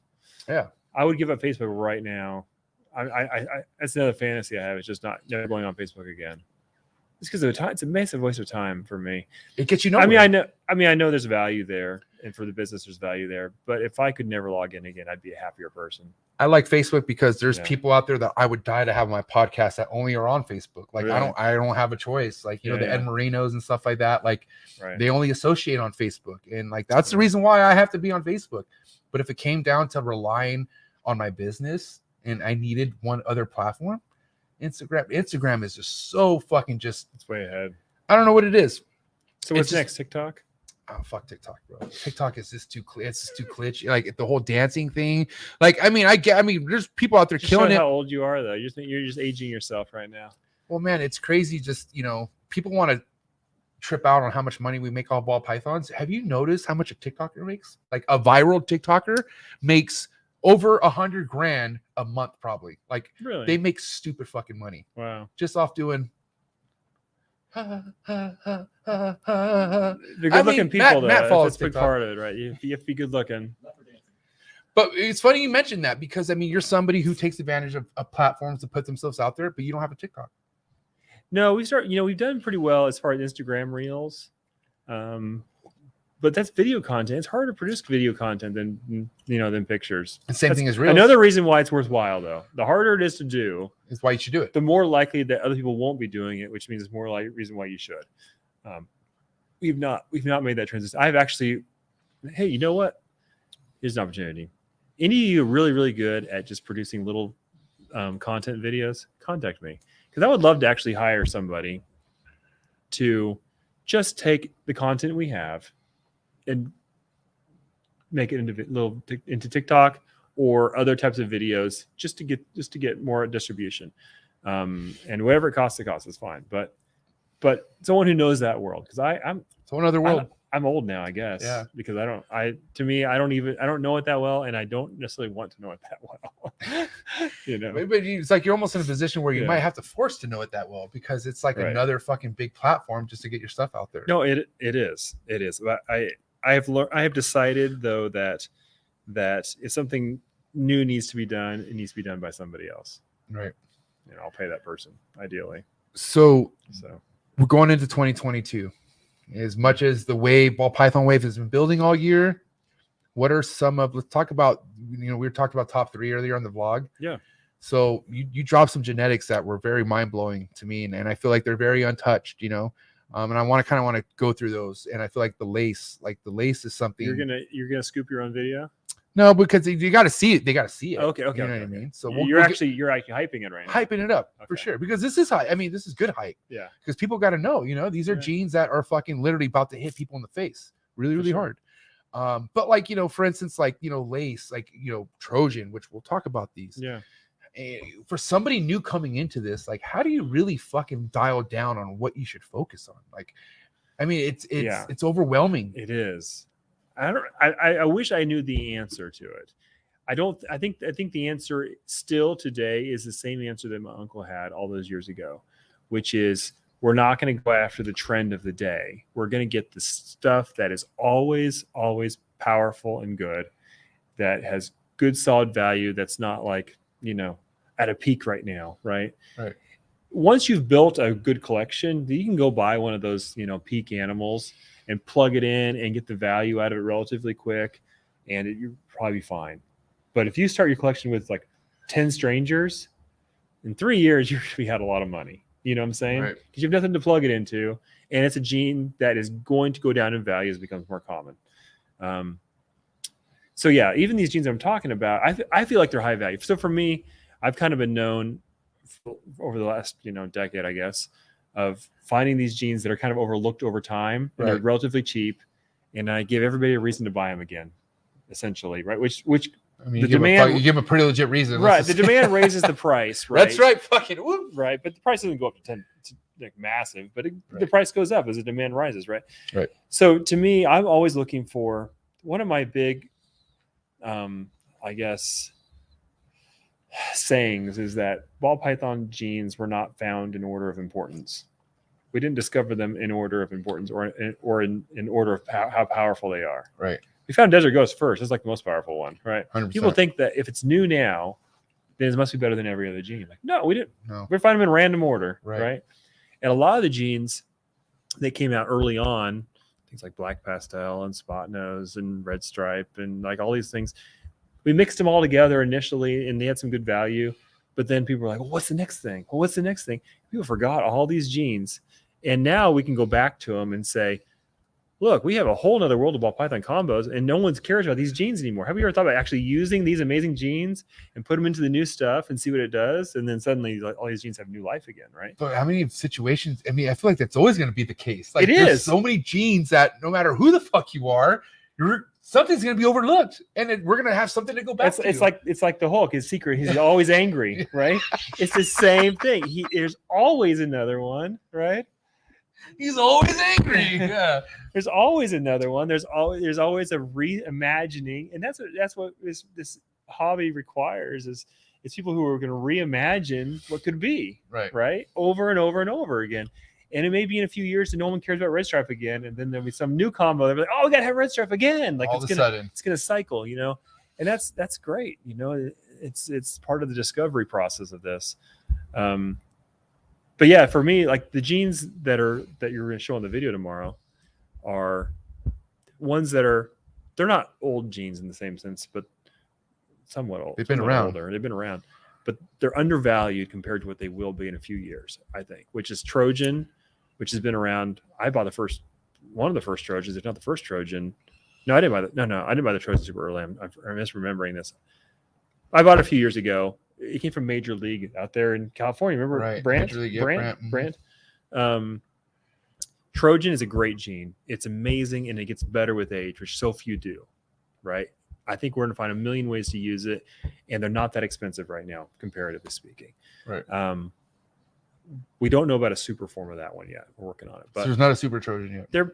There was one that was claimed, questionable, but to me, seeing it grow and seeing mine grow, I'm not sure it was different enough, and it's not been proven yet. Like I hope we get. You're not satisfied to call it a super yet. Yeah, but anyhow, the fact that we don't know for sure is a good thing because it means it could still be out there. It still boosts the price down the road. So now's the time to get a Trojan.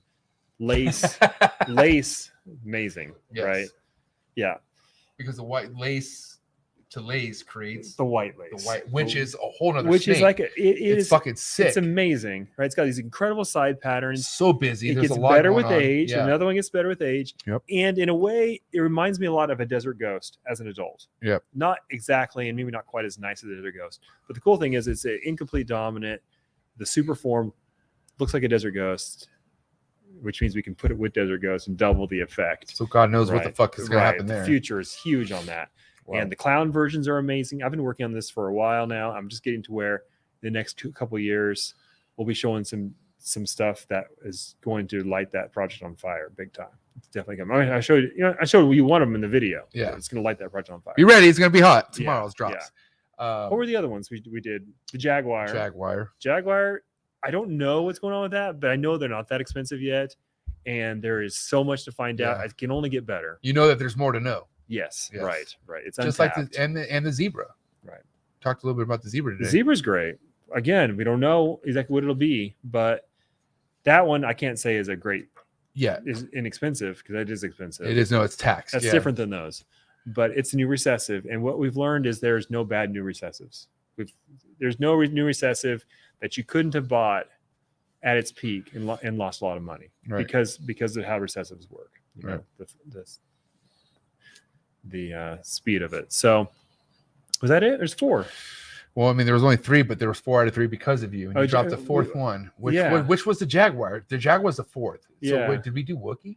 No, there was. We talked about Wookiee chocolate. I think Wookiee chocolate. No, yeah, that was the first one. People value those a lot. Oh my God, the chocolate. People know. Me and Matt vibe on the chocolate together for sure. Yeah. Which you got some Bob Blue chocolate, right?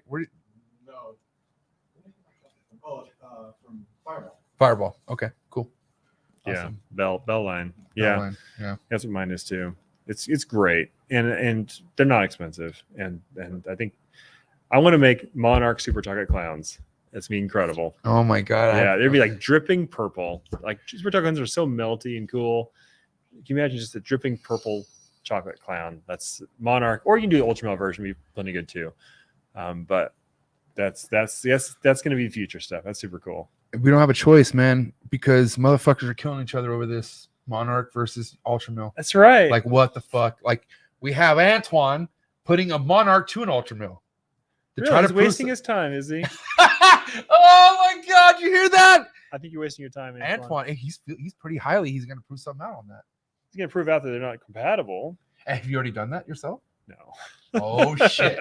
So let's just say theoretically, yeah. if you were to fucking hash out an ultra male or a Monarch. So say it didn't prove compatible. It did. What then? What effect would that have? Like, I mean, do you feel like motherfuckers are gonna noose themselves, or like, I mean, if it proved to be compatible and there's like an integrated animal looked like halfway between them, I think that would become a Candino kind of situation. Where would there be a crash? You feel like on that? Like, do you feel like that would be like fucking Monarchs? Like, I would think that the prices of Monarch would come down. Because Monarchs are specifically higher than an ultra male right now. Oh, way higher. It's like, what? Way higher. And that's what makes me feel so suspect, because, I mean, no disrespect to Monarch, yeah, but I have not been proved to where, like, okay, I should get a Monarch versus an ultra male. You don't have an opinion on it? No, I have not been like convinced that I should spend that much more money on a Monarch versus an ultra male. Because it might be compatible? Just because I don't see the big difference. Like, I don't really. I don't see. I see them as massively different, especially those adults are big difference. And this is probably because you work with you have the experience. I don't. And this is all based off what I'm just seeing, based off posts, based, and Will's kind of on your, like, Will is pretty like convinced that the two motherfucking things are different. You know what I mean? I think they're different. And does the Monarch Ultra look good though? Sort of like the Camarillo. I don't think it'd be a massive difference if you did make a double visual. I don't know. To me, it's not worthwhile to make a Camarillo or whatever, Camarillo, whatever you call it. Camarillo is out in California. That's where my brother lives. So if I love these thought experiments, like what happens if this, what happens if that. Right. I like that. I don't think they're compatible. I don't, and I say that because, first of all, we know caramel and ultramel are not compatible, and they're very similar too. Right. So we already have a precedent out there of similar animals from that T+ albinos that aren't compatible. These two are relatively different. We've heard, but it's mostly through stories, right, that they're not compatible. But I don't know anybody who's really done the. I think the toxic side of me really wants fucking really. Well, just because, like, dude, there's people out there who are like fucking, like, they hate ultramale almost to the fact that people compare it. I don't know, because they're so invested in Monarch. Like, there's Team Monarch, and I don't get it either. But there's like people who are team. We like, set up our own camp so we fight each other. I fucking can't stand that shit. But people are really, just because they're investment, they're like, you know what I mean? Like what you like, and what you like, and keep it moving. Let people do the same thing. I don't get that. Yeah, but I don't think they're compatible. I don't. The funny thing is it gets to a point. Like for me, I have tons of Monarchs and tons of ultramels. So you have the best, and I'm never going to breed them together. Right. No, I'll let Antoine do it. There's nothing in it for me. By the way, this episode is brought to you by Antoine Hood, High Desert Python. Didn't you tell me we weren't supposed to roast him? Didn't you tell me before we got going? No, I said we have to bring him up at least 3 times, regardless, roast or not. Oh, roast or not. Okay. That's the 3rd time. I mean, we'll bring him up one more time, but all right. He looks like he looks like a coffee bean in that picture. He called you a coffee bean. I don't know if that's racist or not, but that's still funny as shit. I love coffee. We got some right here. Okay, listen. I'm going to be real with you right now, Justin, because as much as people like Miguel and motherfuckers who are balling in this game paint the picture, a lot of people want to make money. Like, they're in a position where they're not making money. Totally. And they're, subscribers to, Konova's YouTube channel, Miguel's YouTube channel, and they're so driven to make money, but they're balling off a budget. So how do you recommend somebody coming into this game on a budget? Like, I'm not talking about a JP budget. I'm talking about like a budget. Yeah. And while you're talking about this, I got to take a quick piss. So Lincoln, this one, if you don't mind. Go long. Go long. Man, it sounds fun with him when he's gone though. Think about the poor people. Think about Are you gonna come sit with me for a second? I'm going to go sit next to you. Keep you company. I ask myself this a lot because I'm a little bit what's the word?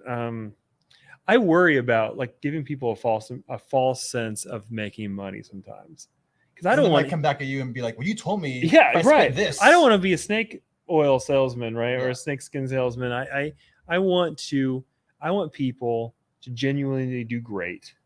And I don't want them, if they're not going to do great, to feel like I gave them a false sense, right? But I also know deep down in my heart that it really comes down to the person themselves. It is. And what are they buying too? It matters what they buy, but we can all correct if you're the kind of person who is willing to correct, right? Yeah. Almost everybody comes into this business initially. It's the most common story is they buy a bunch of animals that are the wrong animals initially. They buy a bunch of boys, a bunch of codoms, whatever, and they're like, oh, what am I doing? This is not. Then they learn, right? They learn by make a mistake, and they're like, okay, that's how I do it. And they'll turn, their conversation with me or others, they'll be like, okay, I'm gonna go this direction now. And now I know why, and I get it. If they're unwilling to do that, thanks for contributing. If they're unwilling to do that, he was the MJ for a second. How do you do? Great. You guys want Matt instead? Should I fucking switch places? So I think it really comes down to the person so much. Now we're talking about on a budget, how to get started. Right. It's also okay for people to realize that sometimes you cannot become successful in a business if you don't have money to invest in. This is not the right time, maybe. It's not the right time, or maybe it's not meant to be. Well, I don't want to tell anybody that, because shoot, I believe it's meant to be if you make it meant to be. Right. It comes down to who you are. If you are able to buy your own bootstraps, pull yourself up, and figure something out and make it work for you, then you are the kind of person who will do it. If it's too great or it's not for you, then it's not for you, right? No. I don't know. I mean, I don't have an expectation that I could, I love Porsche. I can't become a Porsche dealer if I'm not willing to buy a Porsche franchise. Well, I think there's no expectation of that. It's not going to happen for me, And I think it falls back to what you said earlier, how when somebody asks you, like, how are you so successful? Like, or how do you become successful? Or like, what is it that you do to get where you're at? And really it falls on you, like, as the individual, because I mean, just because you can't figure it out right now in your life doesn't mean you won't at some point. Correct. No, like, for sure. Things called chapters. Life is long, right? Chapters, dude, like motherfucking chapters. You invest in yourself in the meantime. It's for free, right? The books, the mentality to that when that opportunity comes, you'll be there for it. And for me, my opportunity was through someone else. I don't think I'd ever be in this business at all if it wasn't for my uncle. Like, right. He did a great thing for me that I can never really repay him, because he believed that belief, right? He believed in me though, because I believed in myself, maybe irrationally, but I believed in myself, and I talked about these ball pythons and I was all about it, even though I couldn't afford a single one, right? Now, other people might find themselves in the situation. Maybe they don't have a family member who's willing to invest in them, but you know what? Energy and belief in something is contagious, Yeah. And if you wear it on your skin, it's going to be shown. It's the opportunities will come, right? Yep. And it's crazy you say that, man, because I feel like the best way anyone's ever going to invest in you is when you've already invested in yourself. Like when it's already shown that you are so fucking all in on what you got going on. Yeah. All it does is attract other people and be like, dude, like, and what's crazy is like, I have friends that, man, I mean, I've been through the fucking gutters with these friends, like been through the ringers, and they're doing good in life, but they're coming to me now saying, dude, MJ, like whatever you're doing right now, it's fucking like, it's inspiring. It's contagious. Like literally having people ask me how they can invest on what I'm doing. That's awesome. And I never asked them for shit. Like I never threw it out there that I'm looking for investors or anything like that. Yeah. But it's crazy how that happens when you are just so invested in yourself, how other things just start to fucking happen. For sure. I wish I had the answer for every individual person. Be like, this is what you got to do, and you're going to make it. But I don't, I mean, I know who you have to be, though. I know who you have to be. I just don't know what you have to do. But if you're the person you need to be, then you'll figure out what you need to do. You're the key holder. Exactly. And that's, no matter so who empowering the fuck once you realize that too. Dr. Phil could be your best friend. It don't matter. You are the gatekeeper to get into where you need to get to in life. Right. And that's just plain simple. That's the so facts true. to it. Yeah. Now, with that being said, with people getting to that level of like, starting on a budget, but then getting money, like, obviously like with me, like I came into this shit broke as shit. Like, but I was already prepared for it. Like, I was collecting snakes, not wanting to make money off snakes. I just loved it because it was keeping my life happy. But here we are 3 years later. I'm making clutches. I'm getting money off of it, right? What's the best way when you start making revenue off your clutches? What's the best way to invest into yourself? Like, what's in your eyes, right? When you have somebody making money, right? What moves should you make at that point? So this is something we have several videos about on my Patreon, and we'll give you the same information here as well. But thank you so much. It's more in depth there, though. But the idea is how to level up your collection, because most people have a mentality that once you start making some babies, that the strategy is to hold back the best ones, right, and sell the rest. Right. Hold back the best ones and sell the rest, and slowly work your way up, right? Or what I suggest to people is to have a very dynamic view of your collection. You look at, like, these are assets. These are not just snakes. I mean, obviously, we care about them as animals and everything. Not trying to dehumanize them, right? But they're assets, and they're like pieces of a puzzle, right? So you may have, say, 4 holdbacks, right? That the great girls are like, these are the best I made this year. These are incredible. Okay. Right.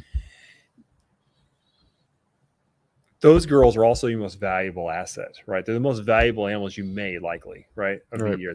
They represent the most money. They represent a reinvestment in your business because you are choosing not to sell them. That's money you could have made, and instead you kept it in, right? Right. So what I tell the patrons is the way to do it is, unless those animals are irreplaceable, like top of the top in the whole industry, then sell them. You sell every animal you make, and you go buy the animal you want, 1 or 2, maybe at the most. Okay. What you've done is you've taken and you've leveled yourself up seriously. You can never, through the merciless results of math, make it to the top of this industry. No, never, ever. I mean, you could lie to yourself, but I mean, really, but you won't. I mean, if you're clear and honest about it, you're never going to. So you have to say, I'm going to take these animals I had, and I'm going to turn them. I'm going to make 4 customers in the process, which are valuable to have customers that you made happy. I'm going to make 4 customers. I'm going to take that investment that I already was giving myself anyways, and I'm going to go out and buy not the animal that I made, but the animal that I want, the very best animal that represents the best I want to be for this coming year. I'm going to buy the animal. So you made 4 customers, and then the person you go buy it from, you've started a relationship with that person who is higher potentially in the industry than you as far as experience. You start a relationship with that person, right? And you're at this point, you're cash neutral, right? You're not any deeper than you were, right? But you have made 4 customers, a good contact, and you've leveled yourself up probably 3 or 4 steps in front of those customers. Like, they see the level up, like it's all noticeable. You do that for 10 years straight, 5 years straight, that pipeline, you will be so far along, right? Right. The amount of goodwill you're putting out in the community, you're working from a point of abundance. Like, we're going to go out there and I'm going to give, and I'm going to give, I'm going to give and it comes back, So that's what I would say to people. It's like, don't just think of your collection as static. Don't just think about, these animals I have. Oh, I missed the animal I wanted to get this year. You didn't miss it. You made awesome animals. You go buy that animal. You sell the animals you made. Don't let math ever dictate your future. You take control of your future. So this is what I say on the Patreon. I give all these strategies, and they're strategies I used, even though I was, I came in with all these titans of the industry, TSK, Pete Call, Ralph Davis, Ryan legends, dude. Yeah, these are guys. Kevin. I hope I'm not forgetting anybody, but and there's more, right? These guys were legends, right? They paved the road. Wait, for did you actually meet Pete Call? Like, you actually? Yeah, oh yeah. I have a whole Pete Call story. Okay, well, we're gonna get to there. Please. No. Wait, we can't tell the Pete Call. Wait, Brian Barczyk dropped some serious Pete Call story. Did he? Yes, like some graphics ones. So I mean, you gotta like. No, these are all good guys and huge inspirations to me. Despite whatever stories I have of negativity between them, they I have utmost respect for them still to that. Respect. Because they're pioneers. They are. They are. And I know people have negative stories about me too. And the longer you're in it, the more that's going to happen. So I mean, okay, Matt. Okay, we've been around, so we've heard a lot of negative stories. I've yet to hear a Justin Kobylka I'm just negative trying to be story. humble, okay? Give me a break. I mean, I wish I knew one because I would fucking drop it right now. I'd be like, yeah, Justin, there was that time. I'm just not a badass, and I'm not a the rock star badass that the old ball python generation was. But when you're in this game, out there, but when you're in this game nearly as long as you're in, there's easy shit to cut. Like there's so easy to make the most dumbest mistake for someone to dwell off of, and you really have not done that. Yeah, I'm telling you, motherfuckers I are try out there. really hard. I try really hard not to be that guy. But anyhow, so those guys. I don't even know where I was going with that. You distracted me, man. But no, those guys, they're the legends. They're the legends, right? And they respect to them. They massive respect. They got to where they were, but most of them aren't really part of it anymore. You know, as far as to the same level. Most of them. I mean, the last person in that era that's a part of it is what Barczyk, you would say, right? It's a part of that era.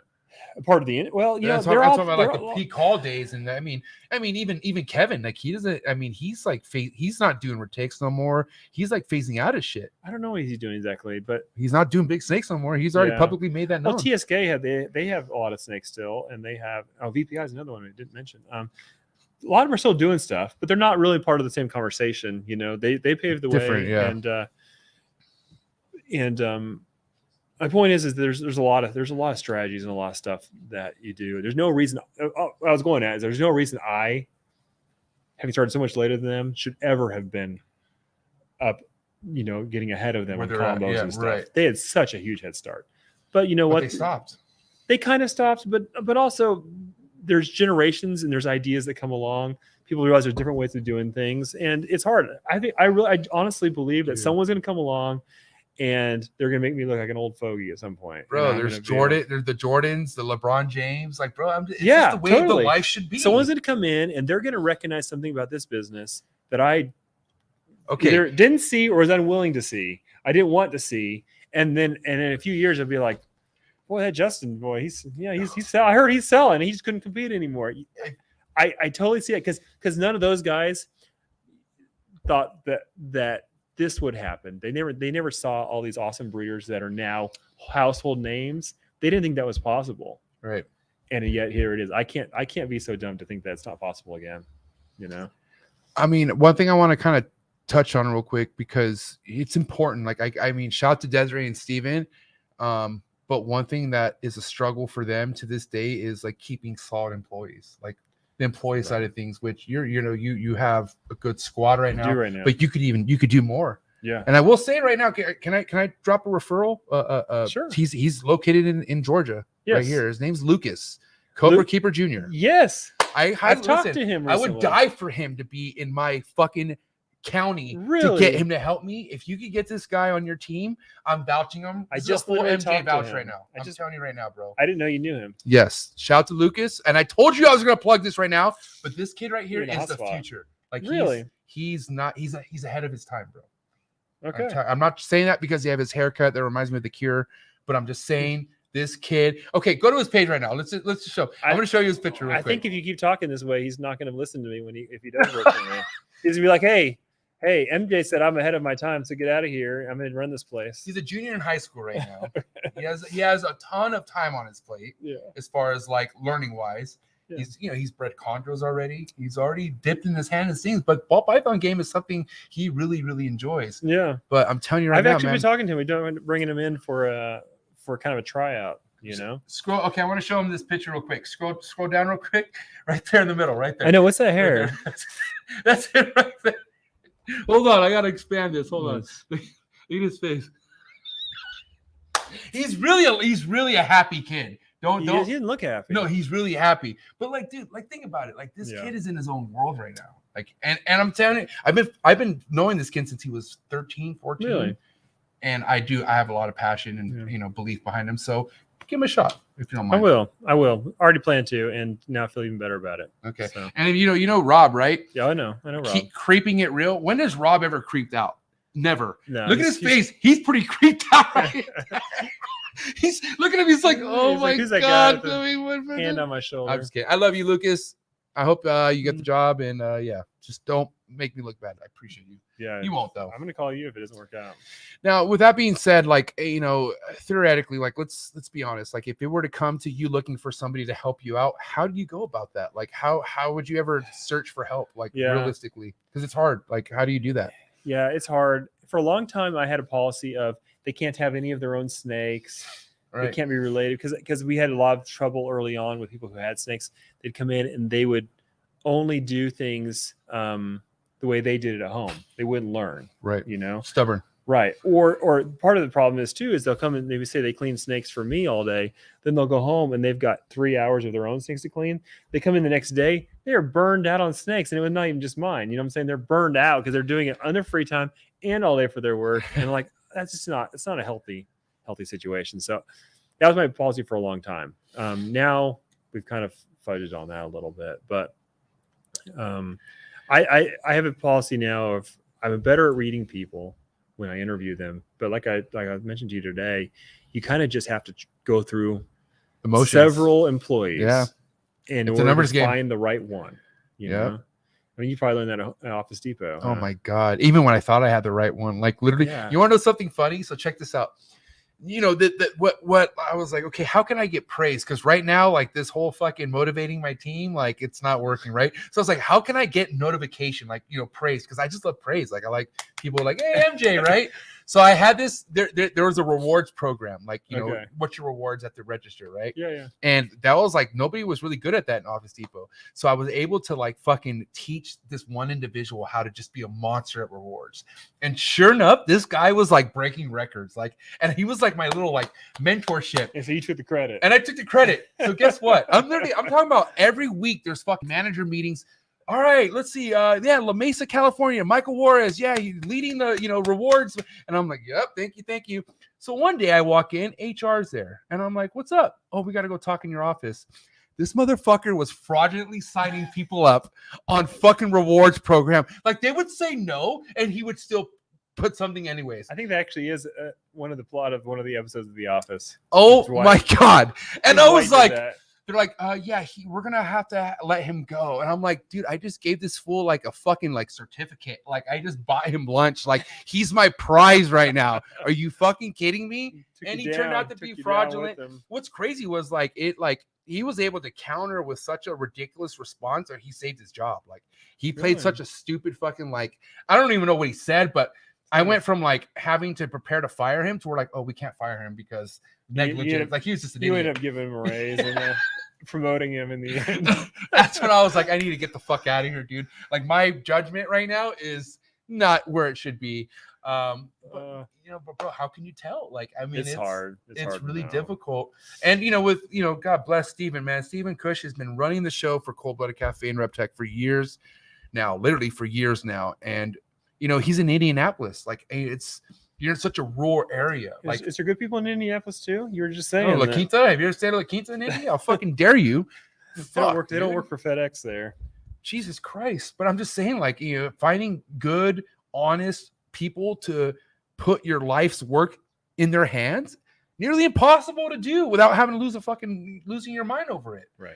I mean, Chase runs the show for your facility, but how long have you known Chase for? Since he was 13. And how did you know Chase? Like, how did you meet Chase? So his dad emailed me and said, hey, my son loves ball pythons. And he was local, right? No, he's from Indianapolis. What are the odds? Whoa! No, he's from Indiana, not Indianapolis. Okay. Well, okay. I don't want to give Indiana, but Indianapolis is goddamn. Bedford, Indiana. Bedford, okay. So his dad says, we're going to Florida on vacation. And my son and I, we love ball pythons, and he just wants to meet you. And I was back in my first little tiny shed behind my house, that little building. Right. So he came in and like I just showed him, the snakes, and he's a nice kid and everything. Well, the next summer, hey, we're going back to Florida. He wants to come by and see the snakes again. They ended up buying a couple the second time, I think. And third year, hey, my son, this is the dad going bat for his kid. You know what I'm saying? Some Right. dads are good at that. No, my dad was fucking a professional at that. Really? Yeah, my dad was like Getting you in. He got me in inside. everything. Yeah, my dad was that guy for sure. Yeah. So so he did this for Chase, and the third summer he said, "Hey, Chase wants to come for an internship," and I was like, at that point I'd never had a full-time employee or someone who Anybody to help you at that point? Like, I'd had some help, but it was not like permanent like help, Yeah, not like consistent. sporadic. Right. So I was like, okay. I mean, he's a nice kid, but I didn't know him that well. And literally, he came and stayed in our spare bedroom of our house all summer long, and worked with me, just like right alongside, And that was the beginning of it. So after that summer, he started coming out just whenever I needed help. Every time I'd fire an employee, and he was like, I need help. He'd just drive right on down from Indiana and stay for a couple of weeks and like help out. And then after a couple of years of that, we had a guy who, boy, some of the stories about employees sometimes, but the guy did some crap and ended up leaving me high and dry. Chase drove down on Christmas Day. I was in China adopting one of our second kid. In China? Yes. And I had this employee who literally decided that when I left for China, that he was going to just stop coming, and just unattend shit. And it wouldn't text me back, wouldn't do anything. Just go MIA. Right. And so it's fucking terrible. And so I called up Chase. And Chase is like, yeah, I'll be down later today. It's a 7-hour drive. I'll be down there. Came down and took care of me. And it was I think it was pretty shortly after that. I was like, listen, whatever it takes. You're the guy, my first full-time employee. It's got to be you, and that's how it started. And what's crazy is like the journey with Chase, with his brain tumor that he had, right, and just the one thing that really made me like, I didn't know Chase, but like I know of Chase because of how much everyone came together for him, right, and at the end of the day, like I felt like people that I didn't really feel that was like either on your bandwagon still came together when Chase needed help. Like I paid attention to that. Yeah. And I was like, and that's at the end of the day, whatever the politics are, I feel like when there's a serious situation at hand, I feel like we do come together for the most part. Most part. There are situations I feel like motherfuckers should get over. Like USARK is something where I don't care who you are, we all need USARK. Agree. And there's people out there who just don't associate with it. They just And what's up with that? I don't know. I mean, honestly, I've you need to have one of them on. I've had it's people. like a climate I'm not gonna name drop them, but I've had people on here, and I brought a USARK, and they've mentioned like another entity, but I'm like, what other entity? Like, are you gonna make that other? Are you gonna be the one to invest and fight for laws? Because right now, USARK's the only one proven to fucking go to bat for every shit that hits the fan. People expect perfection out of a group. They're just people too, right? And they're doing more than us, right? Exactly, they're doing more than they're doing something we can't do, and we need to we got to be there, right? But I said, at the end of the day, that comes to people getting over themselves and just realizing like this is something that we all need to come together on, But like I said, bringing up that Chase thing is kind of what made me realize that I feel like we're getting closer to that, like the whole division thing. Like that's why I can't wait for Barczyk to go to another show, because I don't feel like Barczyk's going to have that same 2016-17 experience he was dealing with. It's true, he would. He wouldn't. Nobody would have the balls to do Most it. people are gone too that would give him a really hard time. Yeah, most of them.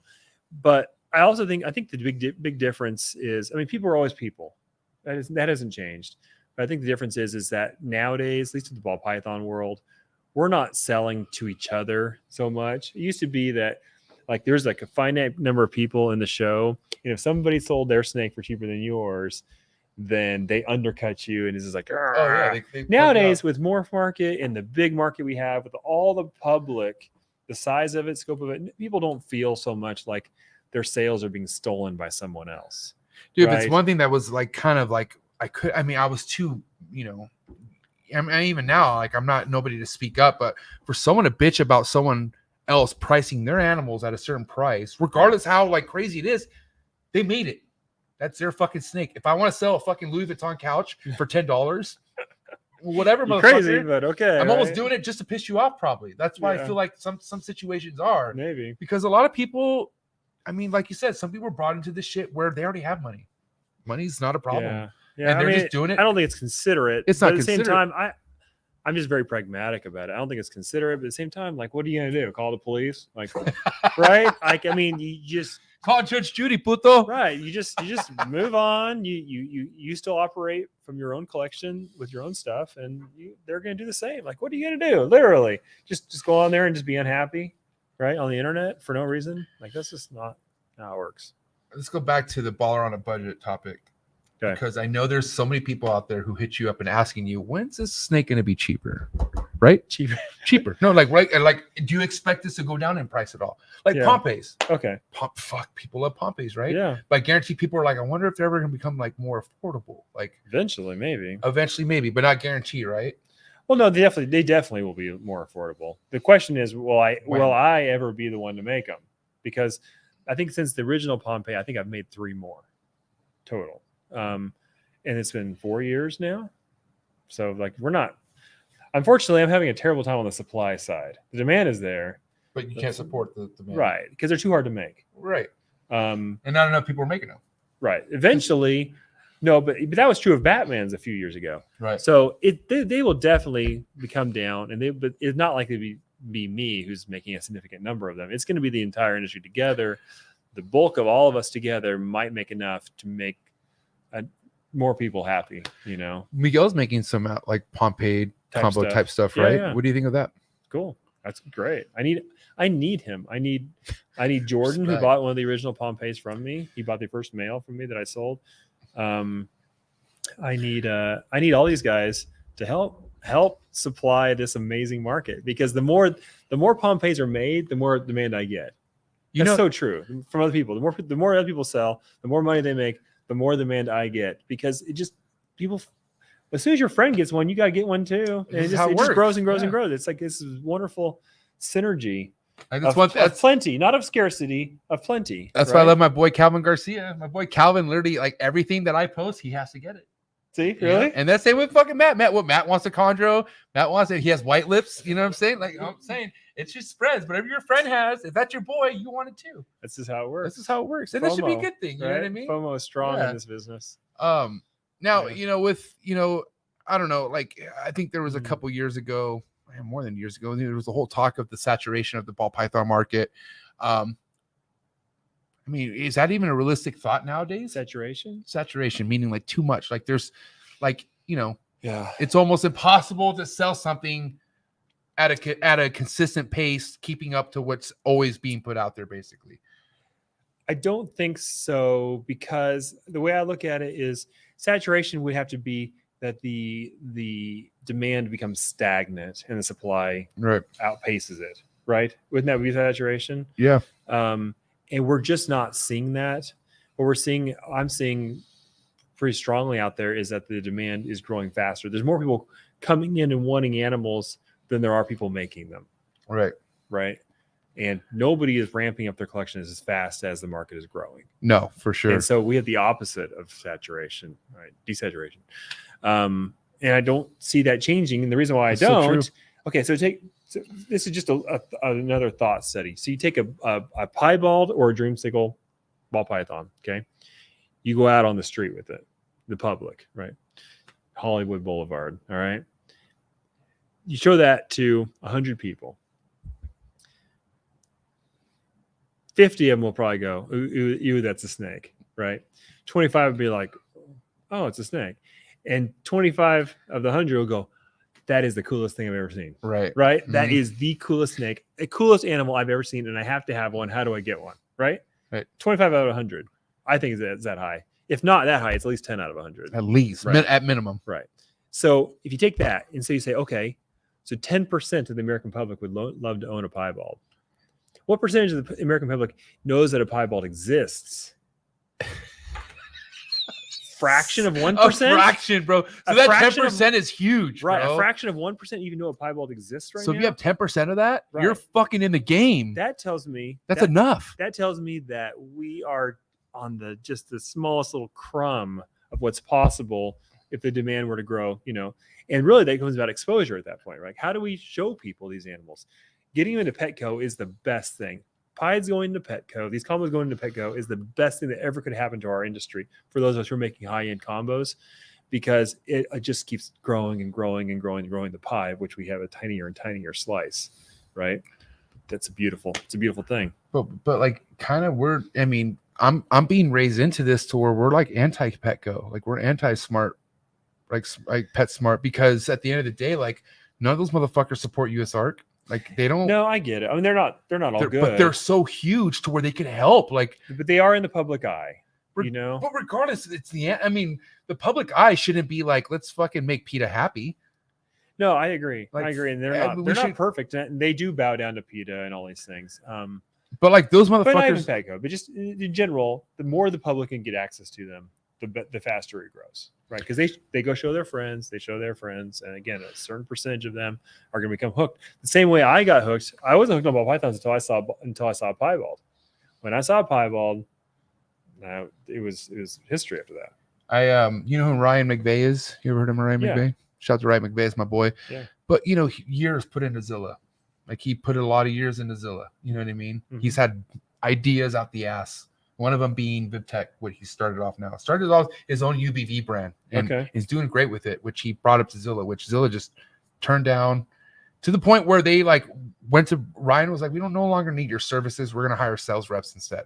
Because Ryan's job was just to go to shows and just like educate motherfuckers on everything they need to know about either, bioactive systems or whatever the case that Zilla was present. But basically made Ryan feel like you're no longer needed in this industry where like Ryan is like developing shit where why wouldn't a major company want to invest in what he's doing? Like major companies are very short-sighted, right? But then that makes me understand like they're not really for us. Then like they're not like it's tough to say. That's true. They're not. They don't care what. They don't give a fuck. They don't care what happens to us. No, not at all. They get too big, and all they care about is shareholders and owners and all that. And the twist of all this is the biggest motherfuckers who've been in this game supply those people. Yeah, if you know what I mean. Yeah. No, that's the fucking the mind twist that I'm like try to wrap my hand around. These people I'm meeting at Tinley, and I'm like, wow, legends. And then you hear, they supply PetSmart, they supply Petco. Yeah, what the fuck? I mean, it's not that different than any other part of our industry. Like it's like saying it's Facebook. Does Facebook really care about their users? No, crap, right? Yeah. Does the U.S. government care about their citizens?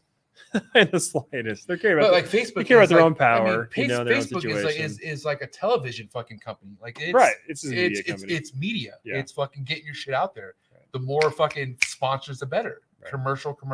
They don't care. They don't give a fuck about anything. The collateral damage or anything. Where people like us, that's all we're concerned about right now is collateral damage. Like that's what USARK is preached about. And it sucks because I've had people with million subscribers, like big fucking name animal people out there, who don't support USARK.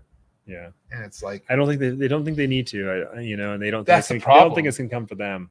Well, that's a problem because a lot of their supporters and viewers believe in USARK. Yeah, a lot of these fucking people who don't support USARK have nothing but people who believe in them that believe in USARK. Yeah. So really, at the end of the day, it's just opening your eyes and fucking knowing that we all need to come together. Yeah, it's gonna take some real writing on the wall to bring people together. Yeah, people are gonna have to be truly scared. Let's get this super chat for the homie Derek right here. So real quick, shout out to the homie Derek because dude, I had 12 mainland retics at one point in my life, and shit got scary. Like I had to part with them. I was like, dude, I'm not like, I just want to have ball pythons to be happy in this room. So I like started getting rid of some retics, and I came down to my one retic OJ, my fucking love. Like this guy was my OJ Simpson because he was a killer, but he got away with it. You know what I'm saying? But anyways, he was one of my last retics. I did not know what to do with him. I was gonna send him to bar check. The bar check was kind of lagging, but my man Derek here, who lives in Oceanside, which is probably about 45 minutes away, I reached out to him, and because he came down to my trap barbecue. He's a trap Patreon member, and he's really into retics. Well, he took OJ. He took him over. Nice. And this is my boy Derek right here, Derek Pie Retics. So let's see what his super chat says. Is it reasonable to want to start off with 3 to 4 snakes at 1 to 5K each and grow them up? Quality over quantity. Seems like everyone starts off with a lot more. Yeah. So the part that's not asked, and this is something I've learned to look at, is is it reasonable with what goal in mind? Right. Is the goal in mind to have 3 to 4 snakes to enjoy the rest of your life? Or is the goal in mind to breed them and make more and sell them and build a business? Or, if you're trying to build a business, 3 to 4 snakes is probably not going to be it's like trying to, race cars with a bicycle. Right. You're probably not going to get enough You're not going to keep speed, up. right?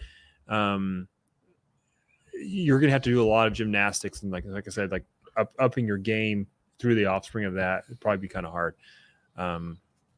The buy-in gets harder and harder. When it talks about actually building legit business, it's getting harder and harder. Yeah. Unfortunately, like say the same $75,000 that my uncle gave me, getting in now, you're competing against some very different headwinds now. Yeah, it's a different ball game now. Right. Back then, people nobody invest invested much more $75K. than that with me, and they're not guaranteed anything. No. Again, it comes down to the person more than anything. But that's my take on it. But I feel like the way your uncle invested $75K in ball pythons, the equivalent to that nowadays, I mean, that's a fucking lot of money. Like $70K back then, this, I mean, 75K now is really wouldn't be shit because everyone sees the potential. Like they see what is to come with the right kind of mindset. But fuck, back in those days, we're talking early 2000s, right?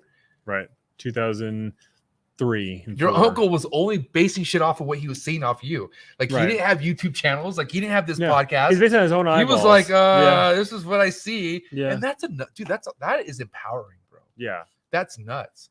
Yeah. Also, because I mean, let me ask you, how close were you with your uncle? I mean, like, because you were brought up. Yeah. Medium. Yeah. Medium. Like it wasn't like he was like your fucking caretaker or Not something. at all. No, not at all. Like, he was somebody who was just knew what the hell was going on. Yeah. And it just happened to work out. He's a business owner himself. He's a doctor. And so he owned his own practice. And I think he just recognized in somebody else the same things that he used, in his own practice, that someone had a passion for it. So, yeah. Well, listen, I have a wrap-up question before we get into the hot seat questions, okay? And this is just primarily wrapped around to what Konova has in the future.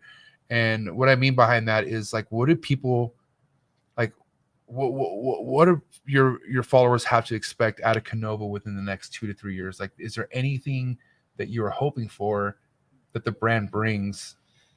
Honestly, we just want to do what we do and do it better. We want to be the guys who, I think when I look at what I want to be to the industry, is I just want to be a good role model and a good person who supports the industry in the sense of we make things that makes everyone more excited, more apart, and gives everybody a lot of inspiration. At the same time, we want to make sure that we keep adding value to projects so that people actually can make money too, right? I feel like that's one of the biggest things we do. We turn down, this is an interesting statistic, we turn down 80% of our inquiries. JKR does, or Konova does. That means 80% of people are asking for snakes that are not for sale. Not for sale or not made yet, et cetera, et cetera. One way or another, whatever the case is, they want a available. snake that we can't provide. 80%? 80%. That's a fucking big number. Yeah, bro. it is. It's a lot considering how many. That means 80% people you can't supply. Right. Which means they will likely go to to a customer, a different customer, a different person, maybe a customer of ours that has invested in these snakes. All the time I get to say, hey, listen, I don't have one, but I know this guy bought these snakes from me. So I know he's going to be making them. Go to him, And my goal is always to support as much as possible and make it as viable as possible for everybody. Because what an amazing thing this is, that we can breed these incredible animals, pay for them, build a business, or just enjoy them. Whatever it is. We're just an amazing thing. We just want to be a part of it. We want to be someone who's leading the way. Bonus last question on top of the last question, but really I need to know, how does somebody put value into themselves? Like, meaning like somebody who's been trying to brand themselves, sticker swap, fucking follow for follow. Sure. But really, how do you fucking put value into yourself? The way I look at it, the way I've always done it is you go out there and you help someone who knows less than you. Yeah. Fucking there it is. Right. Facts. You find a way. There's always people who know less than you. You go in there and you say, look, I don't know it all, but here's what I've learned. And I want to help you get ahead, one way or another. And that's how you help other people. That's you help yourself so much when you help other people. And that. It's that lifestyle. For me, I read lots of books too. We all have time in our snake rooms cleaning snake cages. Listen to like Rich Dad Poor Dad. Yeah. in some of these like classic books, like invest in yourself, right? Mm-hmm.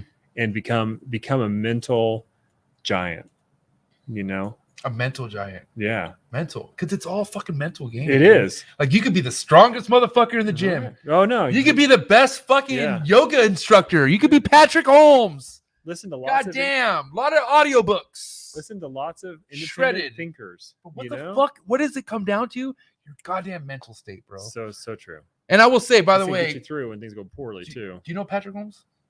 Yes. Oh my God. This guy right here, man. Like he's somebody who I've had him on the podcast a couple of times, but his story is so fucking powerful. You know, did hard time in prison, but what got him through the prison was snakes. Like he's always loved chondros.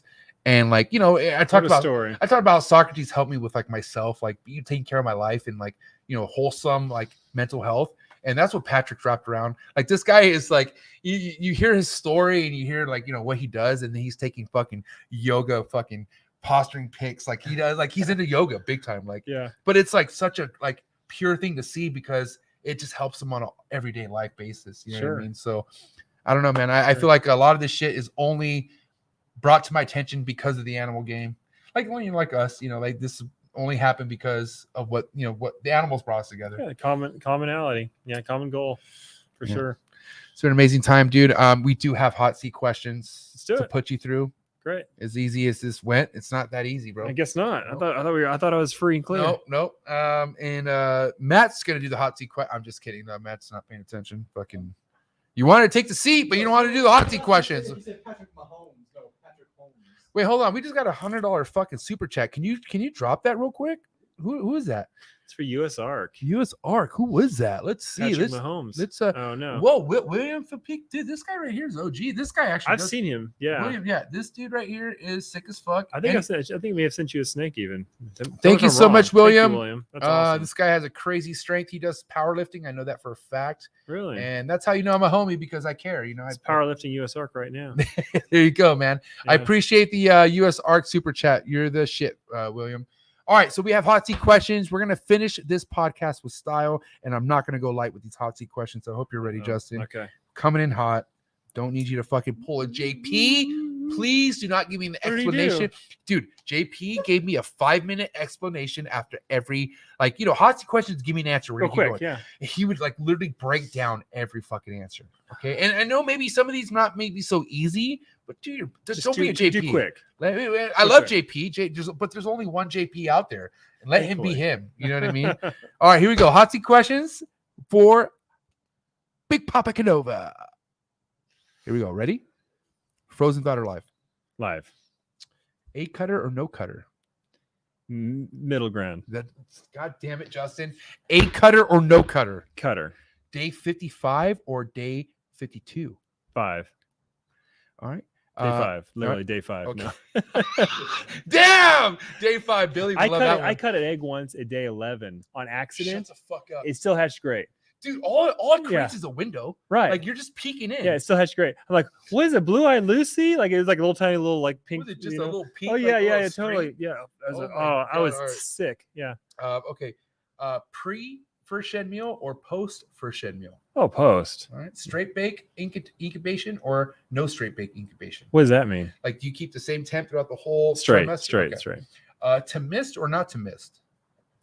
Mist what? Like spray an the animal, snakes? Like to spray an animal or to not to spray an animal? We do, but it doesn't really matter. We just try and wet down the bedding a little bit. Spray then. I guess so. Okay. Yeah. Sports or no sports? Sports. Baseball or football? Football. Favorite football team? Cowboys. I just say Falcons. I was gonna say why. Wait, Cowboys? I have Miguel thing or what? I have season tickets to the Falcons, but I don't like. I like the Cowboys better. Literally like the Cowboys? Yeah. Did Miguel pay you to say that? No, I've liked them since I was a kid. All right. Big flexor or no flexor? Don't lie. Big what? Big flexor or no flexor? You flex or you don't flex? I don't think I'm a flexor. Oh my god! What the fuck is this? Is he consider that a flex? This is a flex right here. Man, I feel like there's I'm not meaning like muscle tension. Yeah. I'm meaning like your like what you have to show. Is it flexing or is it not? I think I have deep reservations about like over flexing on the internet. I'm always worried about people thinking about over flexing. He flexes. That's my inner critic. He flexes appropriately. Yeah. All right, let's see. That's why I took my name off of it. So that I can flex without it being me. like mutual flexor. Yes. White wine or red wine? Red. Steak or fish?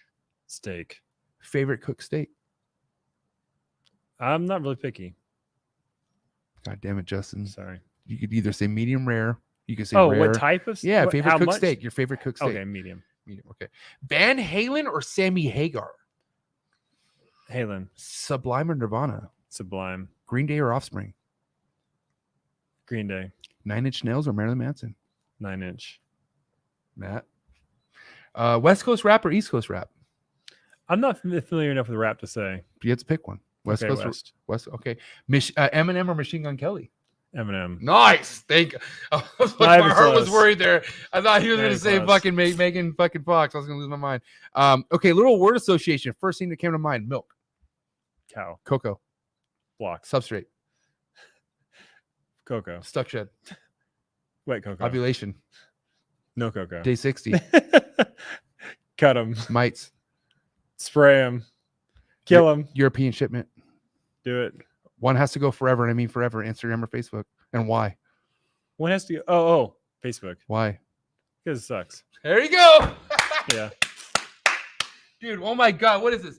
Okay, we legitimately had 165 fucking viewers in the building. I have not had that in over a year. It's been a long time. Really? So all I got to dude, no, stop it. We were 160. Shut up, Matt.